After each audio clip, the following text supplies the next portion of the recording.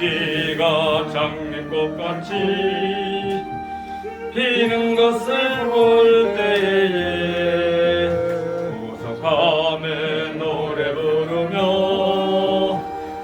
거룩한 길 다니리 거기 거룩한 그 길에 검은 거룩 없으니 낮과 같이 밝고 밝은 거룩한 길 다니리 하나님의 아름다움과 그의 영광 볼 때에 모든 괴로움 잃어버리고 거룩한 길 다니리 거기 거룩한 그 길에 검은 거룩 없으니 낮과 같이 밝고 밝은 거룩한 길 다니리 마른 땅에 샘물 터지고 사막에 마르를 때 기쁨으로 찬송 부르며 거룩한 길 다니리 거기 거룩한 그 길에 검은 거룩 없으니 낮과 같이 맑고 밝은 거룩한 길 다니리 거기 악한 짐승 없으니 두려울 것 없겠네 기쁨으로 노래 부르며 거룩한 길 다니리 거기 거룩한 그 길에 검은 거룩 없으니 낮과 같이 맑고 밝은 거룩한 길 다니리 거기 죄인 전혀 없으니 거룩한 자뿐이라 주가 주신 면류관 쓰고 거룩한 길 다니리 거기 거룩한 그 길에 검은 거룩 없으니 낮과 같이 맑고 밝은 거룩한 길 다니리 아멘. 253장 찬양드립니다.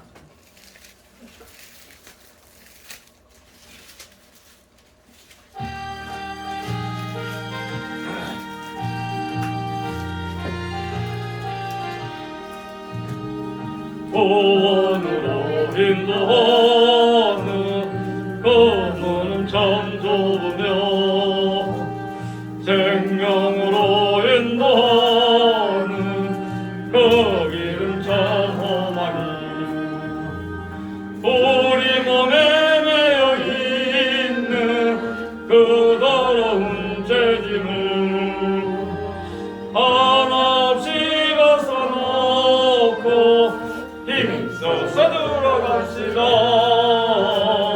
구원으로 인도하는 그 좁은 문 들어가 영생으로 인도하는 그 생명길 갑시다.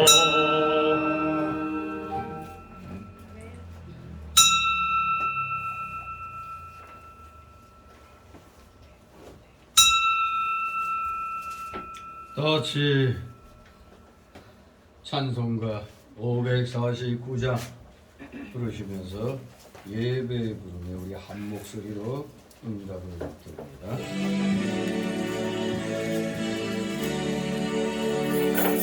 우리 기도를 들어주시고 주님의 평화를 내려주시고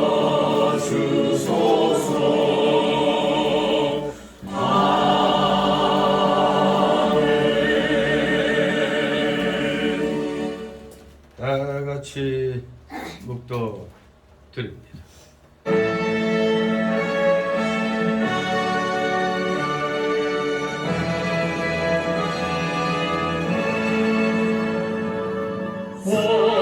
성부성자와 성령 찬송과 영광 돌려 보내세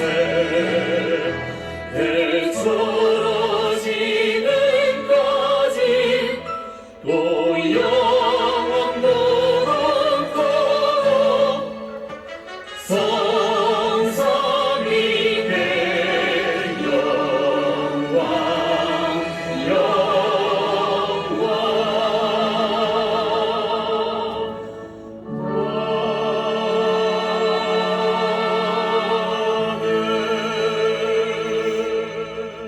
대저 의인의 길은 여호와께서 인정하시나 악인의 길은 망하리로다.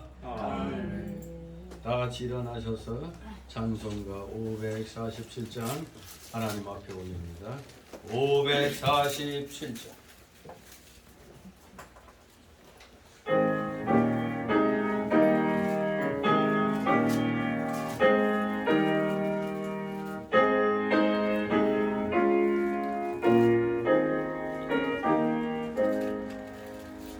진리와 생명 되신 주 이 몸을 마시옵니다.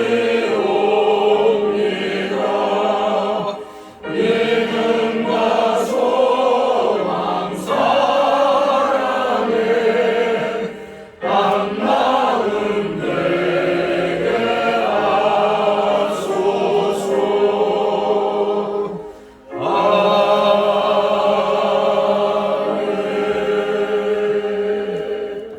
다같이 십계명 교독합니다. 제가 먼저 있습니다. 제 일은 너는 나 외에는 다른 신들을 내게 있게 말지니라. 제 이름을 위하여 생일을 가르치지 말고 또 이거 하늘에 있는 것이나 하늘로 땅에 있는 것이나 나의 불생명 끝에 많은 생명을 하지 말며 그것들에게 절하지 말며 그것들을 숨기지 말며 제3은 너는 너희 하나님 여호와 이름을 망령되이 걷지 말라. 제 사랑한 지를 곁하여 오래 지키라. 제5는 내 부모를 공경하라. 제 6은 살인하지 말지니라. 제7은 간음하지 말지니라. 제 8은 도둑질하지 말지니라. 제9는 이웃에 대하여 거짓 증거하지 말지니라. 제10은 내 이웃의 죄를 당하지 말지니라. 아멘. 다같이 사도신경으로 우리의 신앙 하나님 앞에 고백드립니다.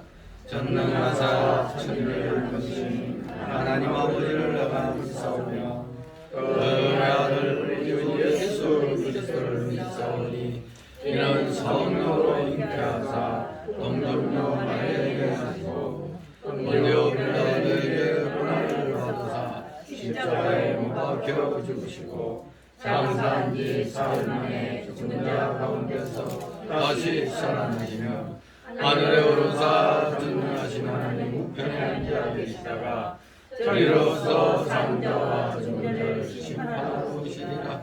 성령을 믿사오며 거룩한 공의와 성도가 서로 교도하는 것과 죄를 사하여 주시는 것과 몸이 다시 사는 것과 영원히 사는 것을 믿사옵나이다. 아멘. 같이 찬송가 1장 다같이 한 목소리로 하나님 앞에 드립니다. 찬송가 1장.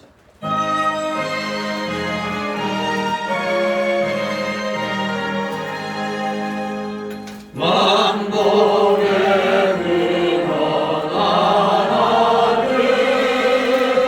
온 백성 찬송 드리고 서천사여 찬송하세 찬송 성도 성령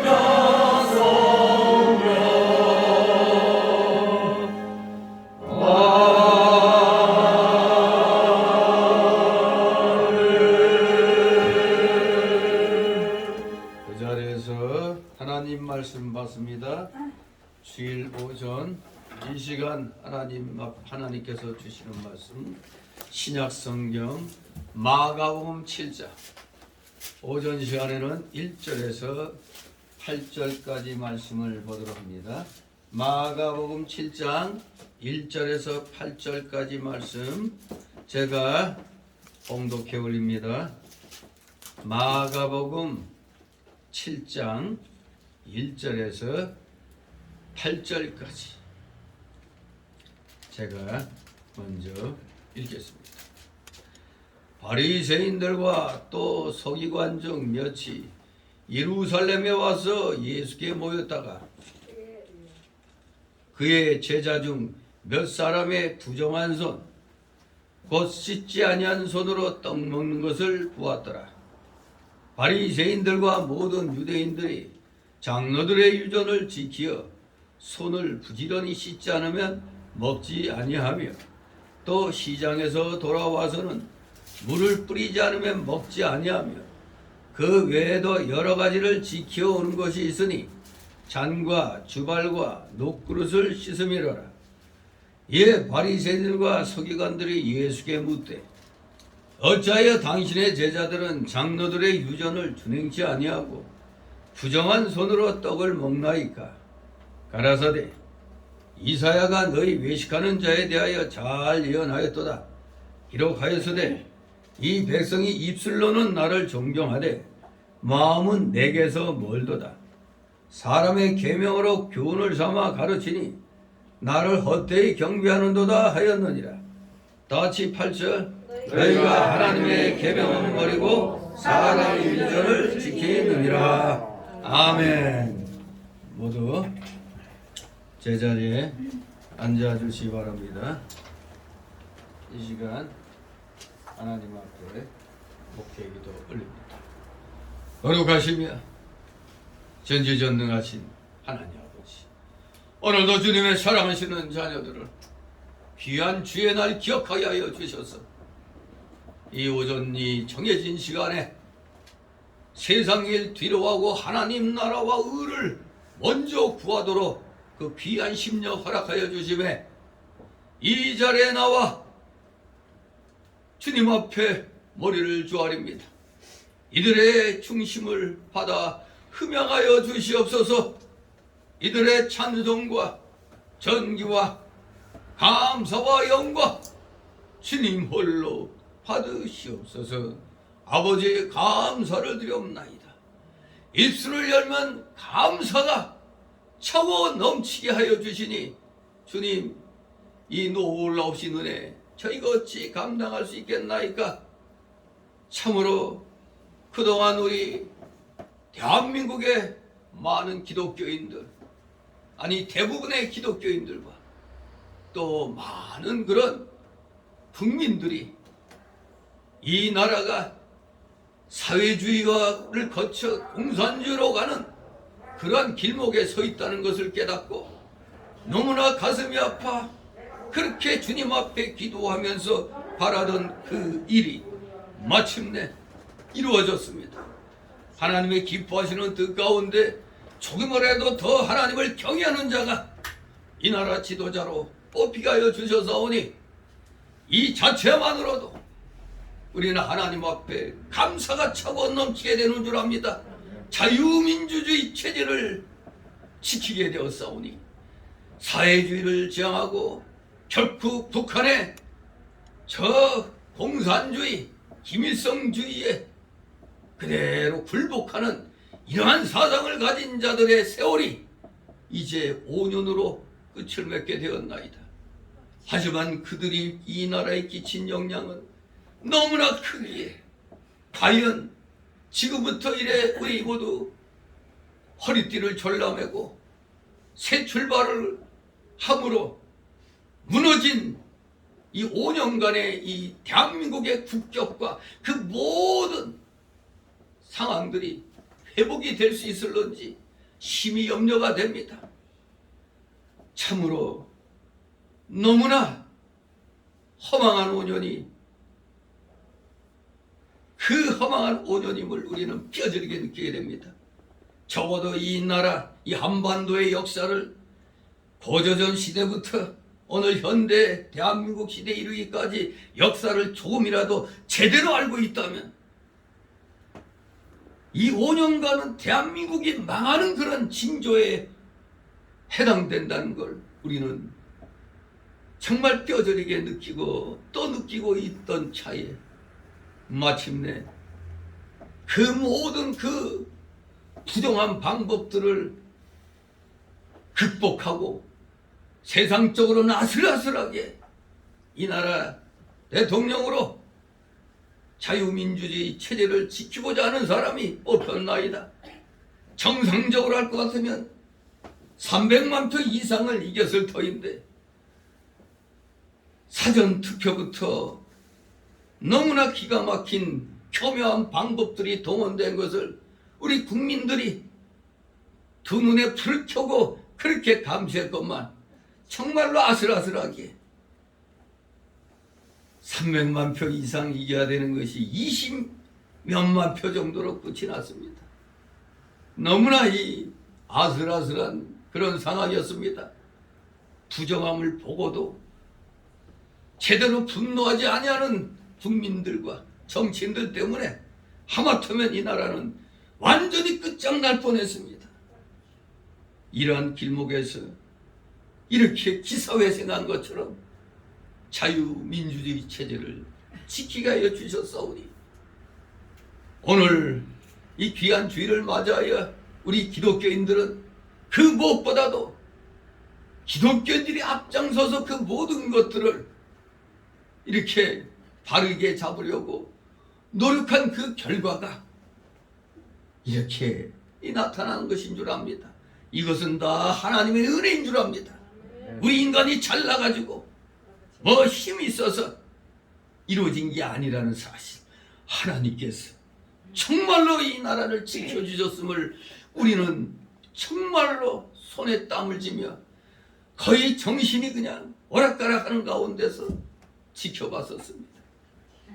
당연히 넉넉하게 이겼어야 되는데 정말로 불법을 행하는 자들의 국민들의 눈이 무서워 더 이상 과감하게 행동하지 못한 결과가 우리가 그래도 하나님의 기뻐하심과 돌보심 속에서 이기게 된 줄 압니다.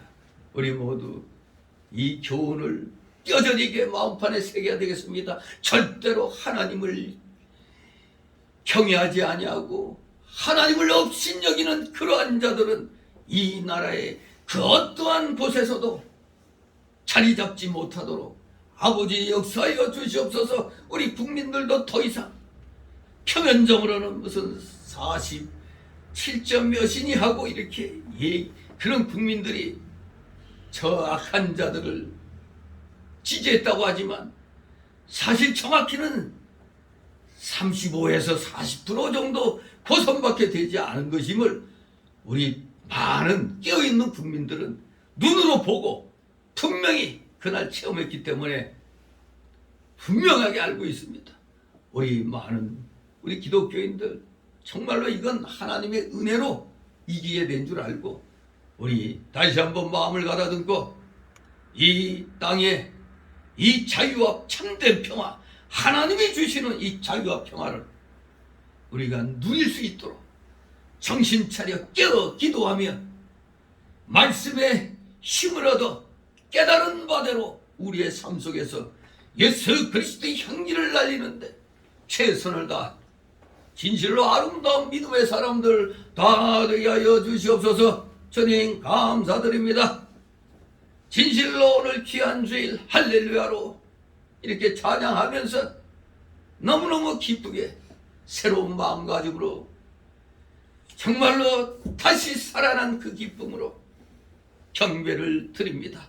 주님, 이 나라 우리 민족, 특히 우리 기독교인들 다시 한번 저희들 위로하여 주시고 힘을 북돋워 주시니 감사를 드립니다. 주님 감사를 드립니다. 우리 모두 힘을 내서 오늘 주님의 말씀 잘 받아서 마음판에 새기며 다시 한번 진리의 말씀을 받은 대로 생활 속에서 빛과 소금의 역할 감당해 나가는데 조금도 부족함이 없는 자들 다 되게 하여 주시옵소서. 진실로 불의한 일을 보는 우리 기독교인들은 절대로 가만히 있어서는 안 된다는 것. 이 세상의 악은 악을 행하는 자들로 인하여 악하게 되는 것이 아니라 악을 행하는 걸 보고도 침묵하는 소위 선한 자들, 침묵하는 선한 자들에 의하여 이 세상이 악하게 된다는 걸 분명히 깨닫고, 우리 기독교인들은 절대로 의로운 비나스의 그 의문을 우리 가지고 절대 불의에 대하여는 침묵하지 아니하고 진실로 하나님의 공의를 실천해 나가는데, 그 누가 뭐라 하고 할 것 없이 우리 기독교인이라면 다 앞장서는 자들 다 되게 하여 주시옵소서. 감사드립니다. 오늘 모두 기쁜 마음으로 귀한 말씀 받아서 다시 한번 하나님 말씀으로 우리 자신을 만들어가며 세상을 향하여 말씀을 선포하는데 주저함이 없는 우리 귀한 믿음의 일꾼들, 하나님의 자녀들 다 되게 하여 주시옵소서. 부족한 자 있을래요? 말씀을 증거합니다. 여러 가지 아픈 사연 가지고 나온 우리 성도들 낱낱이 이 시간 주님 앞에 아뢰며 다 내려놓게 하옵소서. 진실로 이 시간 성령 충만, 은혜 충만한 시간 되게 하여 주시옵소서. 감사드리며 우리 구주 예수 그리스도의 이름으로 기도드려옵나이다. 아멘. 다 같이 찬송가 212장.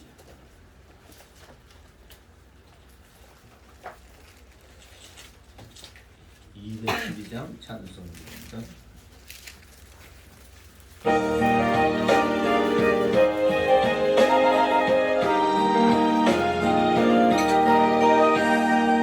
너 성결기에 늘 기도하며 너 주 안에서 늘 성령 보고 온 형제들 함께 늘 사귀면서 일하던 마다 너 기도하라. 너 성결기에 내 머리 숙여 좋은 미리 되신 내 주께 빌라. 주 사귀어 살면 주날 우리는 널 보는 이마다 주 생각하는 너 성결기에 주 따라가고 일 가급하여도 방황치 말고 잠들어올 때나 또 슬플 때나 너 주님만 믿고 늘 따라가라. 너 성결기에 늘 기도하며 내 소원을 주께 다 맡기어라. 나 성령을 받아 주 섬겨 살며 저 천국에 가서 더 잘 섬기리. 주님의 이름으로 여러분을 환영합니다. 아멘. 특별히 다시 이 나라가 살아남을 정말 기쁨으로 여러분들을 오늘 이렇게 대하게 됩니다. 예, 그게 무슨 말이냐? 우리는 아슬아슬하게 완전히 대한민국이 사라질 그런 위기에 놓였다가 이제 하나님의 은혜로 자유민주주의 체제를 지킬 수 있는 그런 자가 이 나라 대통령으로 뽑힌 줄 압니다. 다른 거 다 거두절미하면서 정말로 하나님을 조금이라도 더 두려워하는 자가 이 나라 지도자가 되기를 바랬더니 뭐 살펴봤더니 예전에 목회자가 되는 게 꿈이었다고 또 그렇게 얘기를 하더라고요. 아무튼 하나님이 그 중심을 받으셨는지 여러 가지 부족한 점은 많지만 그래도 성과자보다는 그리고 여성의 인격을 무지막지하게 유린하는 그런 자보다 100번 1000번 아주 이 나라 미래를 봐서는 너무너무 잘된 것이죠. 아무튼 나라가 망하기를 바라는 사람은 아무도 없겠죠. 그러나 진정한 나라의 흥왕은 누구 손에 달려 있습니까? 하나님 손에 달려 있는 겁니다. 하나님 손에 달렸기 때문에 우리는 무슨 일을 하든 누가 더 하나님을 경외하는가 이게 우리 기독교인의 기준입니다. 사람을 사귈 때나 또 우리가 어떤 사업을 할 때나 그리고 또 어떤 조직을 운영할 때나 항상 하나님을 두려워할 줄 아는 자 그런 자들이 앞에 서야만 되는 겁니다. 사실 오늘 또다시 광화문에서 모여서 이제 예배를 드리고 또 무슨 것도 이제 선언하는 그런 일을 오늘 한다고 했는데 아무튼 그런 열심히 있는 사람이 있었기에 오늘의 이런 대한민국이 지켜지는 일이 있었던 것입니다. 왜? 너도 나도 다 그거 누가 모르냐 이런 말을 할 수 있는데 국민들을 각성시키는 자가 누구냐 이겁니다. 다 알고 있으면 뭐합니까? 잘못된 걸 지적하고 일깨우는 자가 누구냐 이겁니다. 바로 그 일깨운 자가 바로 기독교의 목사라는 겁니다. 그때 제가 이름은 말하지 않지만 다 아실 줄 믿습니다. 앞에서 그렇게 사람들을 특히 국민들을 기독교인들을 일깨우고 불의에 싸우도록 한 자. 이 한 사람이 열심히 하니까 역시 또 따라오는 부작용이 있죠. 시기 질투. 깜짝달싹 못하고 말 한마디 못하던 자들이 어느 날 슬금슬금 나와가지고 자꾸 머리 노릇 하려고 하니까 지금 또다시 좀 우리가 하나로 더 뭉쳐서 제2의 혁명을 해야 될 이 시각에 지금 또 그냥 또 막 서로 다투는 듯한 그런 것을 보게 되죠. 물론 어느 사회에서나 다 그런 일이 일어납니다만 지금 우리는 자리만 바꾼 거죠. 대통령 자리만 바뀐 겁니다. 현재로서는. 그러나 이제부터가 진짜입니다. 6월 달에 또 지방선거가 있죠. 지방선거. 거기에서 이겨야 되는 거예요. 왜냐하면 좌파들의 생태계가 지방자치단체에 의해서 완벽하게 지금 자리 잡고 있기 때문에 대통령 한 사람 바뀌었다고 일이 되는 게 아니에요. 지방자치단체장들을 다 바꾸지 않으면 여전히 좌파들의 세상이 되는 겁니다. 그래서 지금 좌파들은 또 이명박 때처럼 광우병 뻥튀기 하는 것 같은 사태를 지금 일으키려고 이미 민노총이 5월 달부터 계획 중이라고 그래요. 이건 누구 입에서 나온 거냐? 최초로 민노총을 만드는 지금은 국민 노조의 총수가 된 그 양반이 누구더라? 이름이 기억 안 나지만 그 사람이 바로 정광훈 목사하고 이충근 박사하고 그 대담할 때 지금 민노총 다 자기들 간첩들을 다 심어놨어요. 그래서 서로가 그냥 간첩들 다 심어놓은 거예요.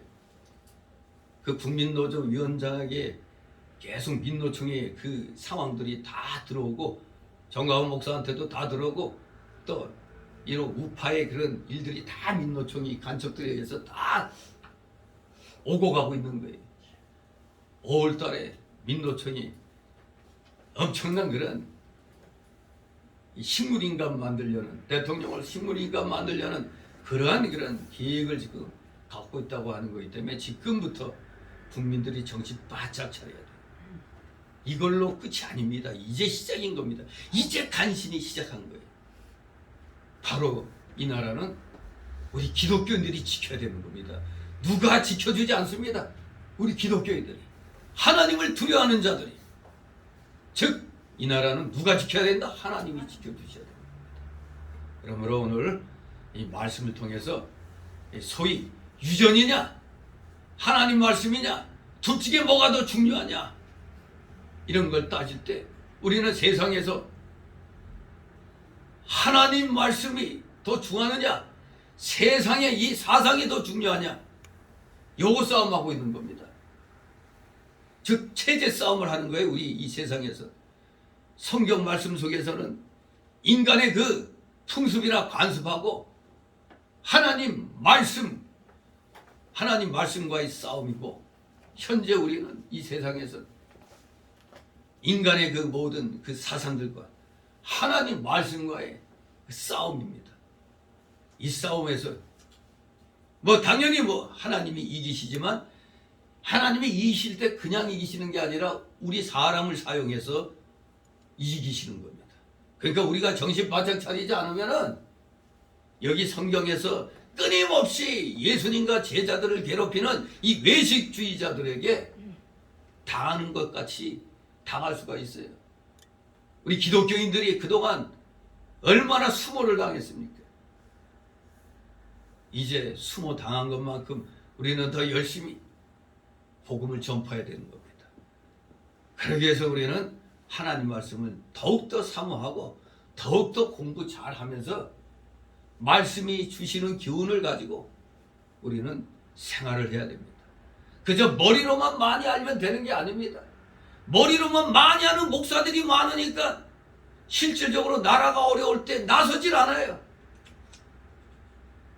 그러니까 나서지 않고 그냥 입으로만 우리는 중도니 어쩌니 외치고 있죠. 이 세상에 중도가 제가 있다고 그랬어요? 없다고 그랬어요?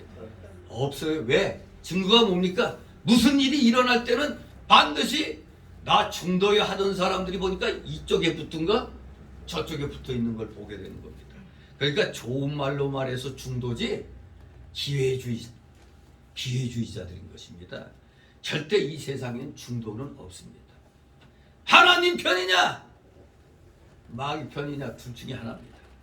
우리 모두 이 나라가 이제 하나님 편으로 다시 방향을 트는데 간신히 지금 성공한 겁니다. 그러니까 이제 시작입니다. 우리 이럴 때일수록 더욱더 하나님 말씀을 바로 알아야 마귀하고 싸움에서 승리할 수가 있어요. 바로 오늘날의 우리들 보고도 세상의 일들과 싸워서 이기라는 것을 오늘 또 이 말씀을 통해서 이 외식주의자들, 인본주의자들과 싸워 이겨야 된다는 걸 우리에게 또 이 말씀을 통해서 가르쳐 주는 겁니다. 오늘 이 제목이 유전과 하나님 말씀이라고 그랬죠. 유전, 석유나는 유전을 말하는 게 아니고 전에 내려오는 그런 전통, 관습 이런 걸 말해서 유전, 전해져 내려오는 그런 그 인간의 그런 어떤 전통이다, 관습이다 이런 걸 말하는 겁니다. 인간의 전통과 관습이 더 중하냐? 하나님 말씀이 더 중하냐? 이 싸움입니다. 즉 내부를 들여다보면 외식주의, 인본주의가 이기느냐? 하나님 중심주의가 이기느냐? 그 싸움인 것입니다. 자, 그래서 오늘 오전 오후를 거쳐서 1절에서 13절까지를 둘로 나눠서 오전에는 1절에서 8절까지의 말씀만을 오전 시간에는 살펴보도록 합니다. 자, 여기 보면 오늘 여기 본문에 등장하는 외식주의 대표자들이 바로 바리새인들과 서기관들입니다. 이 바리새인들과 서기관들은 저 예루살렘으로부터 아니 기독교의 본산지라고 할 수 있죠. 예루살렘으로부터 파견된 일종의 종교 조사단이었습니다. 여기에 등장하는 이 바리새인들과 서기관들은 왜 예루살렘에서 예수님과 제자들을 조사하러 파견을 했느냐? 그들은 그 당시 아주 전국적으로 영향을 미치고 있었던 예수님의 병고침과 가르침에 대해서 도대체 왜 저 많은 사람들이 쫓아다니는가? 도대체 저 이유가 뭘까? 그걸 조사하기 위해서 급파된 자들이었습니다. 아주 급히 예루살렘에서부터 파견된 자들이에요. 그래서 어떻게 보면 그들의 소임은 진상을 조사하는 것이었다기보다는 일종의 모함의 구실을 마련하는 것이었다. 이렇게 보면 더 타당한 것입니다. 따라서 오늘 본문의 이 조사단원들은 그저 편견으로 가득 찬 그들의 그 율법주의에 가득 찬 전제를 바탕으로 해서 예수님의 제자들의 그 잘못된 면만 색출해내려는 그런 옹졸한 태도로 시종일관했던 것입니다. 어떻게 하면 저것들이 하나님 율법에 어긋난 것이 있는가? 뭐가 어긋난 건가? 모세오경에서 뭐가 틀렸는가? 요거 잡아내려는 데만 혈안이 되어 있던 것입니다. 그래서 이러한 시도에 대해서 우리 예수님께서는 조금 더 당황하거나 회피하려 하지 않으시고 오히려 그들에 의해서 제기된 문제를 계기로 삼아서 여호와 신앙의 올바른 길, 그 정도를 아주 그냥 강력하게 선포하신 겁니다. 잘못된 것을 시정시키면서 올바른 것을 가르쳤다 이겁니다. 정도를 갈파하셨다. 예수님께서는 특별히 외식에 대해서 아주 단호하게 책망하셨습니다. 외식. 이것은 그 당시 형식주의와 의식주의에 사로잡혀 있었던 유대교를 특징 있는 그 내용입니다. 특징 짓는 바가 바로 외식이었습니다. 외식. 그러니까 그 당시 유대교의 트렌드라고 할 수 있어요. 외식. 형식주의와 외식주의가 그 당시 유대교의 트렌드입니다. 그 시대의 경향이 그랬어요. 바로 예수님이 외식에 대해서 한마디로 지금 꼬집었을 때 바로 그것이 외식 내지는 위선이었다는 것을 아주 한마디로 단호하게 책망하시며 특징을 지었던 것입니다. 외식 또는 위선에 대하여 꼬집으셨던 겁니다. 자, 그런데 이 외식도 그냥 외식이 아니에요. 외식도 두 종류가 있어요. 즉 소극적 외식이 있고 적극적인 외식이 있는 겁니다. 그럼 또 외식은 외식이지 뭔 소극적 적극적 있느냐? 이 소극적 의미의 외식은 스스로의 외식을 의식하지 못하는 경우, 스스로가 외식을 행하고 있다는 것을 느끼지 못하는 경우에 이걸 이름하여 소극적 의미의 외식이라고 합니다. 이런 소극적 외식에 빠진 자들, 스스로의 외식을 의식하지 못하는 이런 사람들은 하나님께 대한 열심은 있습니다. 그러나 올바른 지식을 좇은 것이 아니어서 도리어 하나님의 의를 힘써 복종하지 아니하는 그런 결과를 초래하는 셈이 됐던 겁니다. 그리고 이들은 대개 하나님 말씀보다는 선조들의 유전 또는 인습 등의 맹목적으로 순응하는 그런 경향이 있었던 겁니다.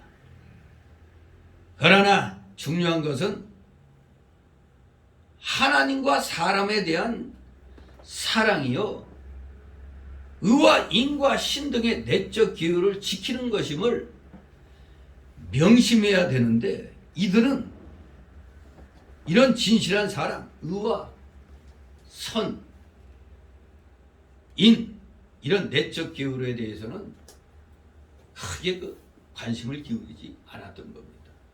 그러니까 자기가 외식을 해도 이게 외식인 줄 모르는 거예요. 그냥 율법 지킨다, 또 유전을 지킨다, 뭐 그냥 단순히 그렇게 하면 되는 걸로 그렇게 알고 있는 겁니다.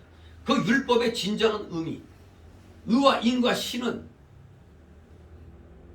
어디 갖다 놓고 그저 형식적인 어떤 그런 것만을 추구하는 경향이 있었기 때문에 열심은 좋지만 올바른 지식을 좇은 것이 아니기 때문에 역으로 하나님의 의를 힘써 복종치 아니하는 그런 결과를 초래하게 되는 겁니다.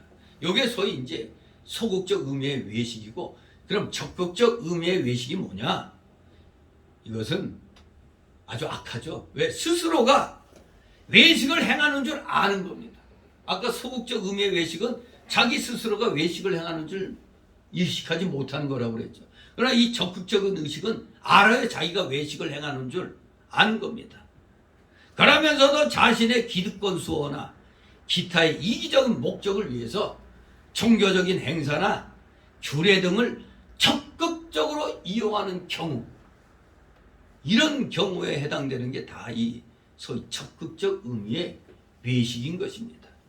예수님 당시의 바리새인들이 대체로 이러한 이 적극적 의미의 외식에 해당됐던 겁니다. 이거 한마디로 지금 예수님과 예수님 제자들은 이 적극적인 외식을 행하는 자들과의 한판 싸움을 하고 있는 겁니다. 그야말로 위선 덩어리죠. 그 아까 소극적 의미의 외식은 자기가 스스로 이게 외식을 하는지 의식하지 못하는 건데, 이 적극적 외식자들은 알아요. 자기가 외식이라는 걸. 그러면서도 아주 거룩한 척하고 그냥 자기들만이 아주 최고로 하나님 잘 섬기는 것처럼 위선을 부리고 있다 이겁니다. 바로 예수님 당시에 이 바리새인들, 서기관들, 이 소위 그 당시 종교 지도자들이 다 적극적 의미의 외식주의자들이었던 겁니다. 그러니까 대단히 악하죠. 알면서 행하는 거니까. 애초에 이 바리새인들, 이런 외식주의자들은 헬레니즘의 세속적이며 이교적인 영향을 경계하기 위해서 나름대로 선한 동기에서 엄격한 율법 보수적인 태도를 표명했던 겁니다. 그러니까 처음에 그 자세는 좋았어요. 저 헬레니즘이라는 이 이교적인 이런 세속적인 영향을 경계하려고 그랬거든요. 뭐 오늘날에도 세계 양대 사상이라고 한다면 이 헬레니즘과 히브리즘이거든요. 헤브라이즘, 즉 히브리즘, 그리고 이 헬레니즘. 이게 오늘날에도 이 큰 사상의 흐름이 두 가지, 헤브라이즘과 헬레니즘. 그래서 그 당시 종교 지도자들은 나름대로 처음에는 이런 헬레니즘적인 세속적 이기적 영향을 경계하기 위해서 나름대로의 선한 동기에서 이렇게 엄격한 율법 보수적인 태도를 표명했었던 겁니다. 그러나 시대의 흐름과 더불어서 이제 이 유대교가 그 당시 유대 나라를, 그럼 그 당시 뭐 세계를 통치하고 있다고 봐야 되죠. 로마 제국. 로마 제국과의 그 로마 당국과 밀착된 관계에 이제 빠지게 되면서부터 이게 서로가 윈윈하는 거죠. 유대교 지도자들은 로마 당국에서 그래, 너희들 이렇게 우리에게 이렇게 해주는 대신 뭐뭘 가져라 이런 식으로 해주고, 또 이 유대 종교 지도자들은 또 로마 당국에 뭘 해주면서 우리에게 이것은 허락해야 된다, 뭐 이런 식으로 하니까 서로가 좋은 게 좋은 거라고 로마 제국으로서는 다스리는 데 있어서 아주 좀 수월한 거죠. 거기서 편 들어갖고 그들이 직접 이렇게 한다면 로마 제국은 편한 겁니다. 그러니까 서로가 윈윈의 전략으로 나가게 된 겁니다. 이 밀착된 관계가 바로 그건 거예요. 서로의 그 이득을 서로 이렇게 지켜주면서 혼란을 이제 방지하는 거죠. 그래서 바리새인들은 이 로마 당국과의 밀접한 관계로 인해서, 즉 그 당시에 유대 종교 지도자들이 율법의 정신을 망각하게 됩니다. 오직 종교적인 허영만을 내세워서 자신의 위치를 수호하는데, 즉 기득권을 수호하는 데만 급급하게 된 겁니다. 그래서 예수님께로부터 그 마태복음 23장 27절에 예수님이 저 외식주의자들 향해서 이 회칠한 무덤과 같은 자들이라고 강력하게 단호하게 엄중하게 책망을 한 내용이 있죠. 바로 예수님으로부터 그런 엄중한 책망을 들은 자들도 바로 오늘 여기 마가복음에 나오는 이들이었던 겁니다. 아주 단호하고 엄중한 책망을 마태복음 23장 27절에서 이 회칠한 무덤과 같은 자들아 했을 때 그 대상자들 역시 여기에 등장하는 이 사람들, 바로 이런 사람들이었다 이겁니다. 유대 기득권을 갖고 있던 유대교의 그 종교 지도자들이었습니다. 자, 그러면 이제 오늘 오전에 1절 8절을 바리새인의 외식을 비판하시는 예수님이라는 제목으로 오늘 1절 8절 내용을 좀 살펴보도록 하겠습니다. 자, 1절 있습니다. 바리새인들과 또 서기관 중 몇이 예루살렘에서 와서 예수께 모였다가 아멘. 네, 바리새인들과 서기관 몇이 예루살렘에서 북쪽 갈릴리로 이렇게 먼 길을 돌아왔어요. 왜 이 예루살렘에서 북쪽 갈릴리까지 그 먼 길을 왔느냐? 그 목적은 예수님 말씀을 일단 듣고 행하시는 일을 엿보아서 뭔가 유대교회에서 어긋난 것들, 그 가르침에 어긋난 그런 것들이 있는가, 뭔가 하여간 이 꼬투리라도 잡고자 하는, 그래서 백성들로부터 이 정리시키려고 하는 그런 의도를 가지고 이렇게 먼 길을 왔던 겁니다. 물론 그 당시에 이 바리새인들은 대단히 오늘날로 말하면 보수적인 교인들이었습니다. 대단히 보수적인 교인들이었고, 또 서기관들은 성경을 쓰거나 연구하는 그런 종교인들이었습니다. 상당히 이 율법에 대해서 밝은 자들이죠. 그래서 바리새인들과 서기관 중 몇몇이 여기 예루살렘에서 이 먼 길을 이렇게 와가지고 예수님께 모인 겁니다. 그들은 예수님에게서 분명히 비난거리를 어떻게든지 찾으려고 왔는 것으로 우리는 볼 수밖에 없는 겁니다.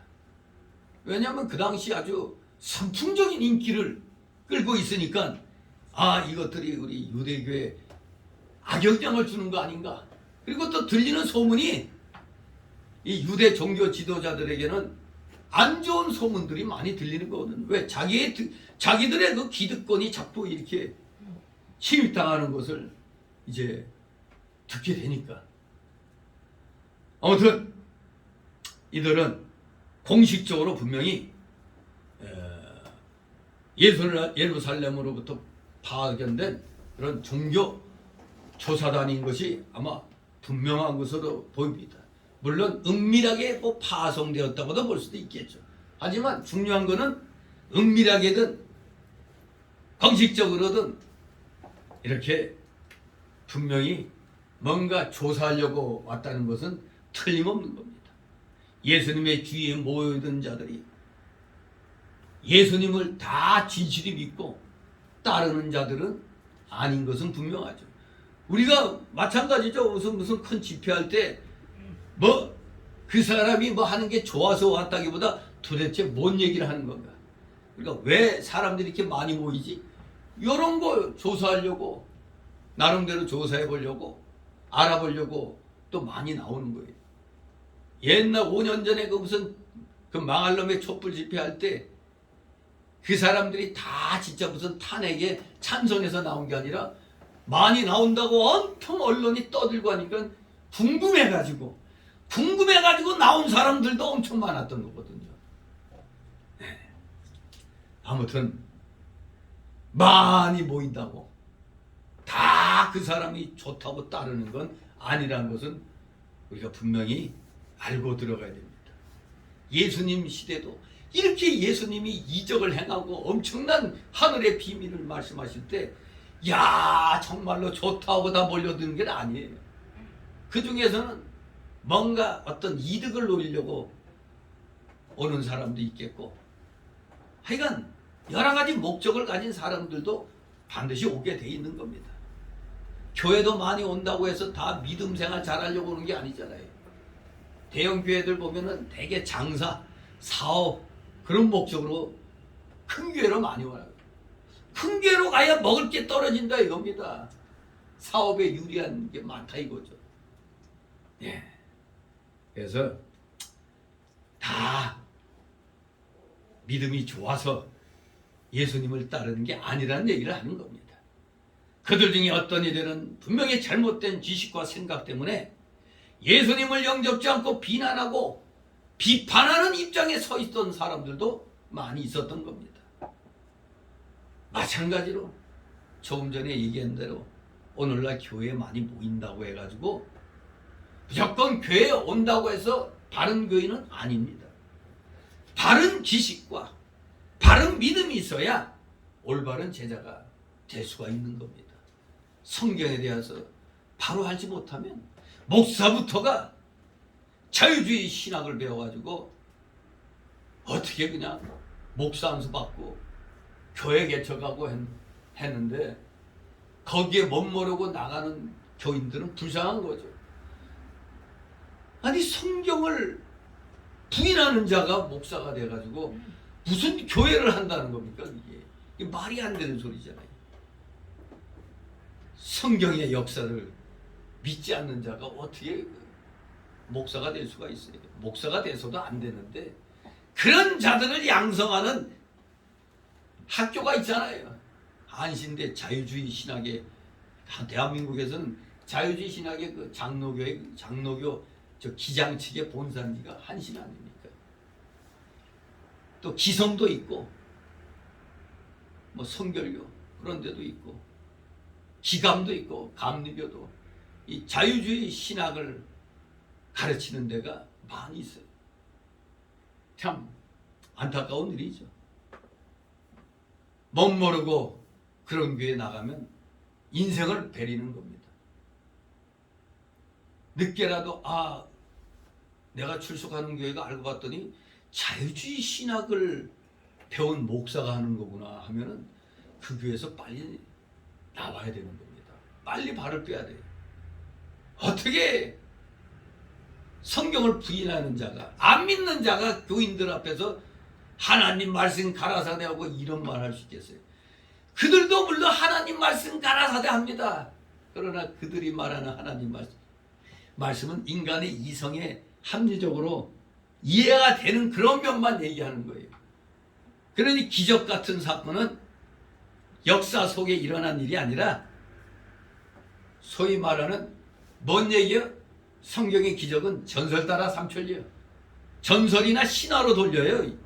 목사가 어떻게 성경에 나오는 이 기적 사건을 그냥 전설이나 신화로 돌립니까? 그것도 좋다고 그걸 또 그냥 듣고 그렇게 배운다면 본인만 인생 손해보는 겁니다. 그런 교회는 교회가 아니죠. 미국에는 아예 정직한 사탄 교회가 있어요. 마귀 교회가 있어요. 아예 간판을 사탄 교회라고 써붙였어요. 그건 차라리 정직하죠. 성경을 믿지 않는 목사가 교회 간판 걸고 교인들 모아가지고 그냥 하나님 어쩌고저쩌고 하니까 가증스럽죠. 가소로운 겁니다. 가증스러운 거예요. 한마디로 이 유전, 장로들의 유전, 선조들로부터 내려오는 이러한 관습이나 인습 이런 것들과 하나님 말씀 어떤 걸 지켜야 돼요? 우리들은 명확히 알죠. 무엇보다도 하나님 말씀을 지켜야죠. 그 장로들의 유전, 그 선조로부터 내려오는 것 중에 좋은 교훈의 말씀이 있어요. 좋은 교훈의 말씀이 있지만 그는 인간적인 그런 교훈에서 나온 거고 하나님 말씀의 교훈이 아니잖아요. 하나님 말씀이 우선이 돼야 되는 겁니다. 인간적인 좋은 교훈도 물론 우리가 지켜야 되지만 그것보다도 먼저 뭘 지켜야 된다? 하나님 말씀을 지켜야 되는 겁니다. 그래야 우리가 바른 제자가 되는 겁니다. 바른 신자가 되는 것입니다. 2절 4절 있습니다. 그의 제자 중 몇 사람이 부정한 손, 곧 씻지 아니하는 손으로 떡 먹는 것을 보았더라. 바리새인들과 모든 유대인들이 장로들의 유전을 지켜 손을 부지런히 씻지 않으면 먹지 아니하며 또 시장에서 돌아와서는 물을 뿌리지 않으면 먹지 아니하며 그 외에도 여러 가지를 지켜오는 것이 있으니 장과 주발과 목그릇을 씻음이로라. 아멘. 네, 예수님의 제자 중 몇 사람이 부정한 손, 곧 씻지 아니한 손으로 떡을 먹는 것을 그들이 보았습니다. 그래서 다수의 그 전통 사본에 보면은 보았더라라는 말 대신에 전통 사본에는 뭐라고 되어 있느냐? 지금 우리 이 성경은 비평사본을 번역한 거라 조금 아쉬운 점이 좀 있어요. 번역된 것에서. 그런데 이 보았더라는 말 대신에 전통 사본에는 보고 흠을 찾았더라. 곧 씻지 아니한 손으로 떡 먹는 것을 보고 흠을 찾았더라. 보고 흠을 찾았더라. 그렇게 되어 있습니다. 그러니 이들의 목적은 바로 예수님을 무슨 옹호하려고 온 게 아니라 흠을 잡고 어떻게든지 매장시키려는 목적으로 찾아왔다는 걸 알 수가 있죠. 보고 흠을 찾았더라. 선한 목적으로 왔으면은 어떻게 하면 무슨 좋은 말씀을 주시길래 사람들이 모일까? 이제 그걸 조사해야 될 텐데 엉뚱하게 저것들이 뭔 말로 무슨 수단으로 저 많은 민중들을 유혹하고 있느냐? 이걸 보는 겁니다. 그러니까 한마디로 예수님과 제자들이 그 당시 그 민중들, 민중이란 말 요새 잘 안 쓰죠. 그래도 한때는 민중의 지팡이 하면 뭐였죠? 경찰. 우리말 중에 민중이란 말이 그렇게 많이 쓰였는데 어느 날부터 이 공산주의자들이 그냥 하도 그런 걸 많이 써서 좌익들이 많이 쓰니까 민중신학이라는 것도 생겼거든요.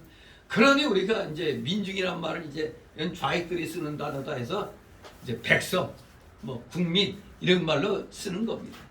아무튼 여기 백성들이 예수님을 쫓아다니는 것에서 이놈들이 무슨 말로 유혹하고 있는가 요걸 보려고 요걸 찾으려고 조사단이 파견된 거였습니다.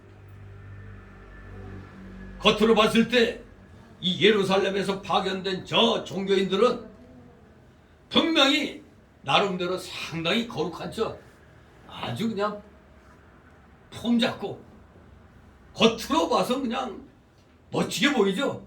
우리 저 로마 카톨릭의 그 의식 보면은 어때요? 그들이 하는 예식 보면은 화려하죠. 화려하고 뭔가 있어 배. 뭐가 피카번쩍하니까. 그러나 속빈 강정인 걸 알아야죠. 여기 예루살렘에서 파견된 이 종교 조사단들 완전히 속은 그야말로 외식과 율법으로 가득 찬 그런 자들이었던 겁니다. 아무튼 겉으로 경건한 모양을 갖고 있던 저들은 예수님의 제자들에게서 마침내 흠을 발견해낸 겁니다. 예수님의 제자들이 보니까 다 씻지 않은 손으로 떡을 먹었다고 볼 수는 없지만 그 제자들 중 몇 사람, 그러니까 예수님 제자들이 다 손 안 씻고 그냥 먹은 게 아니라 몇이 손을 씻지 않고 떡을 먹었다 이겁니다. 뭐 우리들도 뭐 밖에 나가서 들어오면 요새는 코로나 때문에 다 이 손 씻고 막 이러는 게 생활이 됐지만 뭐 그전에는 뭐 손 씻든가 말든가 뭐 크게 그 신경 안 썼잖아요. 그러니 이거는 이제 개인의 어떤 그런 청결 거기에 이제 달려 있는 거지 무조건 반드시 씻어야 된다 뭐 그런 건 아니었어요. 이 당시에 단지 그냥 예수님 제자들 중에 몇 사람이 손 씻지 않고 떡을 먹었는데 이걸 보면 우리 예수님이 제자들에게 너희는 항상 먹을 때 손을 반드시 씻어야 되느니라 이런 말을 가르친 것 같아요? 안 가르친 것 같아요? 별로? 그런 데 대해서는 가르치신 것 같지 않죠? 왜? 제자들 중 몇은 씻고 먹고 몇은 그냥 먹었다 이겁니다. 그래서 또 예수님 편에서도 이 제자들에게 그런 말은 안 가르쳤어도 내려오는 그 유전에 의해서 제자들 몇은 또 그대로 따라서 손 씻는 자도 있는 거고, 아니면 그냥 그런 거 신경 안 쓰고 먹는 사람들도 있는 겁니다. 그러는 걸 보면은 예수님이 너 그거 꼭 손 씻어야 되느냐, 안 씻어도 돼, 이렇게는 얘기 안 하신 걸 보니까 장로들의 그런 유전에 대해서, 그 유전 지키는 거에 대해서도 별로 반대하지 않은 것으로 우리가 짐작할 수가 있죠. 제자들이 몇은 씻고 몇은 안 씻고 하는 걸 보니까 거기에 대해서는 강조를 안 하신 거예요. 그러니까 지키는 것에 대해서도 뭐라고 얘기한 거 아니고, 안 지키는 것에 대해서도 뭐라고 얘기하진 않은 것입니다. 예수님께서는 바로 그런 문제는 중요하게 여기지 않으셨다는 거죠. 손 씻는 문제는 그저 외적인 문제예요. 본질적인 중요한 문제가 아니었기 때문입니다. 그래서 우리 주님은 손 씻으라 또는 씻지 말라고 가르치지 않으셨던 것입니다. 바로 여기에서 우리는 뭐를 깨달아야 되느냐, 신앙생활에서 우리가 중요하지 않은 문제를 갖다 중요시하는 그런 잘못을 범하지 않도록 조심해야 된다는 겁니다. 뭐 이거 그렇게 중요한 게 아닌데도 엄청나게 그냥 그거 가지고 물고 늘어지는 경우가 있죠. 그런 거 조심해야 되는 겁니다.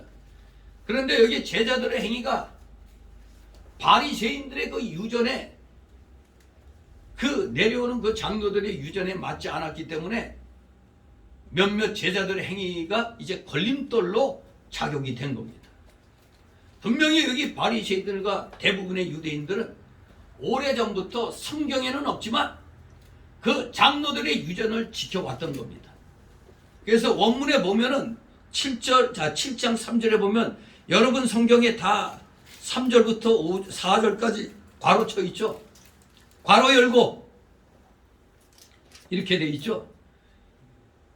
이게 원래 이 비평 본문에는 이게 없는데, 이 전통 사본이나 이런 또 다른 성경이 있는 걸 여기에다 이제 실어 놓은 거예요.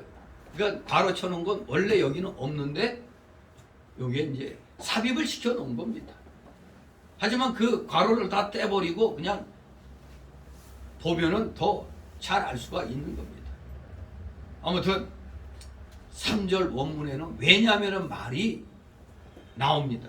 왜냐면 갈, 이런 왜냐면이라는 이 헬라어가 나오는데, 이것은 손 씻지 않고 떡을 먹은 것이 왜 그들의 흠이 되었는지를 설명해 주는 겁니다. 모든 유대인들, 특히 보수적인 바리새인들은 장로들의 유전을 아주 철저히 지켰습니다. 장로들은 바로 유대인 사회의 원로들 아닙니까? 지도적인 인물들, 스승들입니다. 그러니 그들이 이래는 게 좋으니라 하니까 그대로 좋은 거니까 지켜야지 하고 지켜왔던 겁니다. 그들은 바로 오늘날로 말하면 목회자들, 신학자들과 같은 사람들이에요. 유대인들의 장로들의 그 전통적인 가르침에 의하면 사람이 음식을 먹기 위해서는 손과 그릇들을 깨끗이 씻어야 된다는 겁니다. 이건 뭐 나쁜 거 아니죠? 나쁜 거 아니니까 지키면 좋겠죠.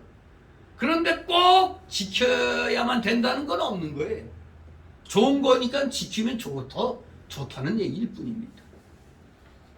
아무튼 일반적으로는 음식 먹을 때 그 전에 손과 그릇들 깨끗이 씻는 게 어쩌면 기본적인 사항이죠. 오늘 여기 본문에 보면 손을 부지런히 씻는다는 말,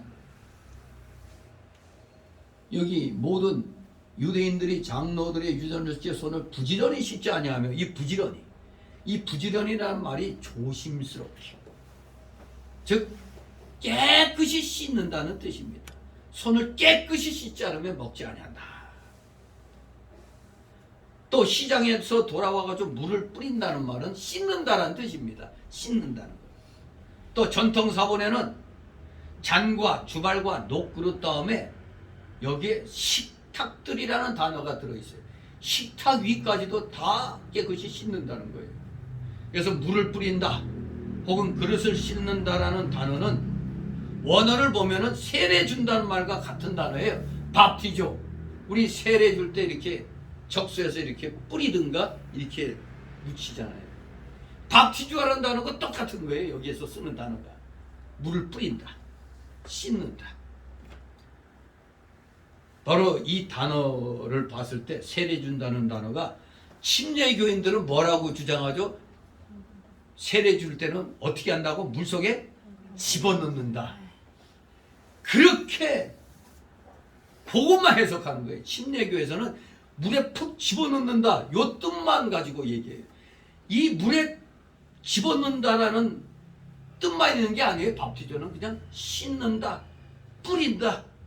이 뜻이 같이 다 들어있는 겁니다. 그래서 17세기에 사실 침례교가 17세기 때 나타난 거죠. 17세기 때. 17세기에 침례교가 나타나기 전까지 전통적인 대부분의 그 교회들은 세례 준다는 의미가 반드시 세례 받는 자들을 물속에 집어넣는다는 뜻이 아니라고 이해를 해왔던 겁니다. 그러니까 우리가 대부분 적수로 이렇게 세례를 주지 물속에 푹 집어넣으려면 그런 시설을 해놔야 되잖아요. 그러면 저 물이 귀한 사막 지방이나 저 극한 북극 지방 이런 데서는 어떻게 해야 되는 거예요? 물론 그때 TV에서 그 북극 지방에서 보니까 세례해 줄 때 보니까 그 추운 날 이 가운 같은 거 얇은 가운 입고 물속에 그냥 푹 들어가는 거 보긴 봤어요. 참 이 성경의 단어를 오직 물속에 집어넣는다는 그것만 그냥 알고 그렇게 하는 겁니다. 뭐 요단강에서 예수님이 올라오셨다 했을 때 마치 그게 요단 물속에 들어갔다는 내용은 없거든요. 요단 강가에서 세례 요한이 물 죽여서 그렇게 세례를 줬다고도 볼 수가 있는데 꼭 물속에 모든 또 성화 그림은 다 물속에서 세례받는 그런 그림이죠. 물가에서 물이 있으니까 물가에서 무릎 꿇고 이렇게 세례 줄 수 있는 거거든요. 그러니까 분명히 여러분도 아셔야 됩니다. 침례교나 저 순복음 이런 데서 침례를 받아야 된다고. 이 장로교 목사들 가운데서도 정신 나간 양반들이 장로교에 와서도 자기가 간판을 장로교로 바꿨음에도 불구하고 교인들한테 침례 주는 이런 정신 나간 사람이 있어요. 그리고 침례가 맞다고 주장하는 헛소리하는 목사들도 있단 말이에요. 참 침례교가 17세기에 생긴 거예요. 근데 그 전까지는 다 이렇게 물속에 집어넣는다는 뜻이 아니라고 다 그렇게 이해해 왔기 때문에 교회 역사적으로도 이 적수가 맞는 겁니다. 뭐 굳이 뭐 집어넣는 거 그게 더 옳다고 생각하면 뭐 그렇게 한다고 해서 또 비성경인 건 아니죠. 그것도 맞아요. 그렇게 해도 맞는 겁니다. 그런데 우리는 일반적으로 적수가 더 옳은 걸로 보는 겁니다. 자, 여기에서 이제 뭐 물 뿌린다, 깨끗이 씻는다, 이런 것으로 이제 세례에 대해서 잠깐 또 살펴봤습니다. 아무튼 세례의 본질적 의미는 물로 씻음을 상징하는 거다. 그렇게 이해하면 됩니다. 물 씻음, 물로 씻는 것. 그래서 우리는 이 전통적인 이해가 즉 뿌린다, 적수 이런 걸로 이해하는 게 정당하고 보다 성경적인 것으로 우리가 보는 것입니다. 아무튼 이 장로들의 유전에 의해서 예수님 제자 몇 명은 이 종교 조사단의 레이더망에 딱 걸렸어요. 장로들의 유전을 범하고 있구나. 이 레이더망에 딱 걸렸습니다.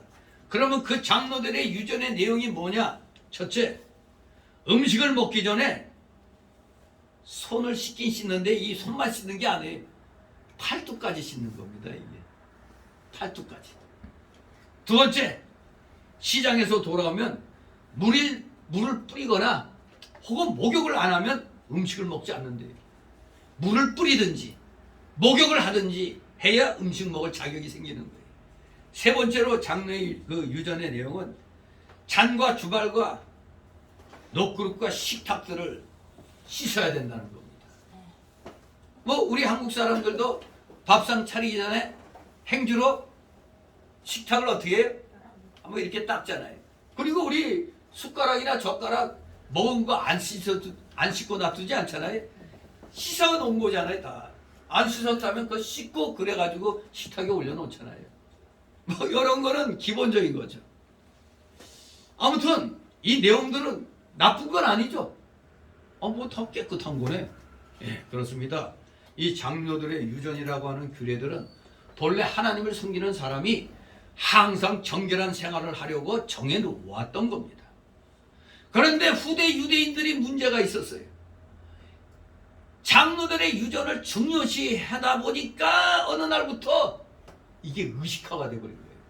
종교 의식화 돼버렸어요.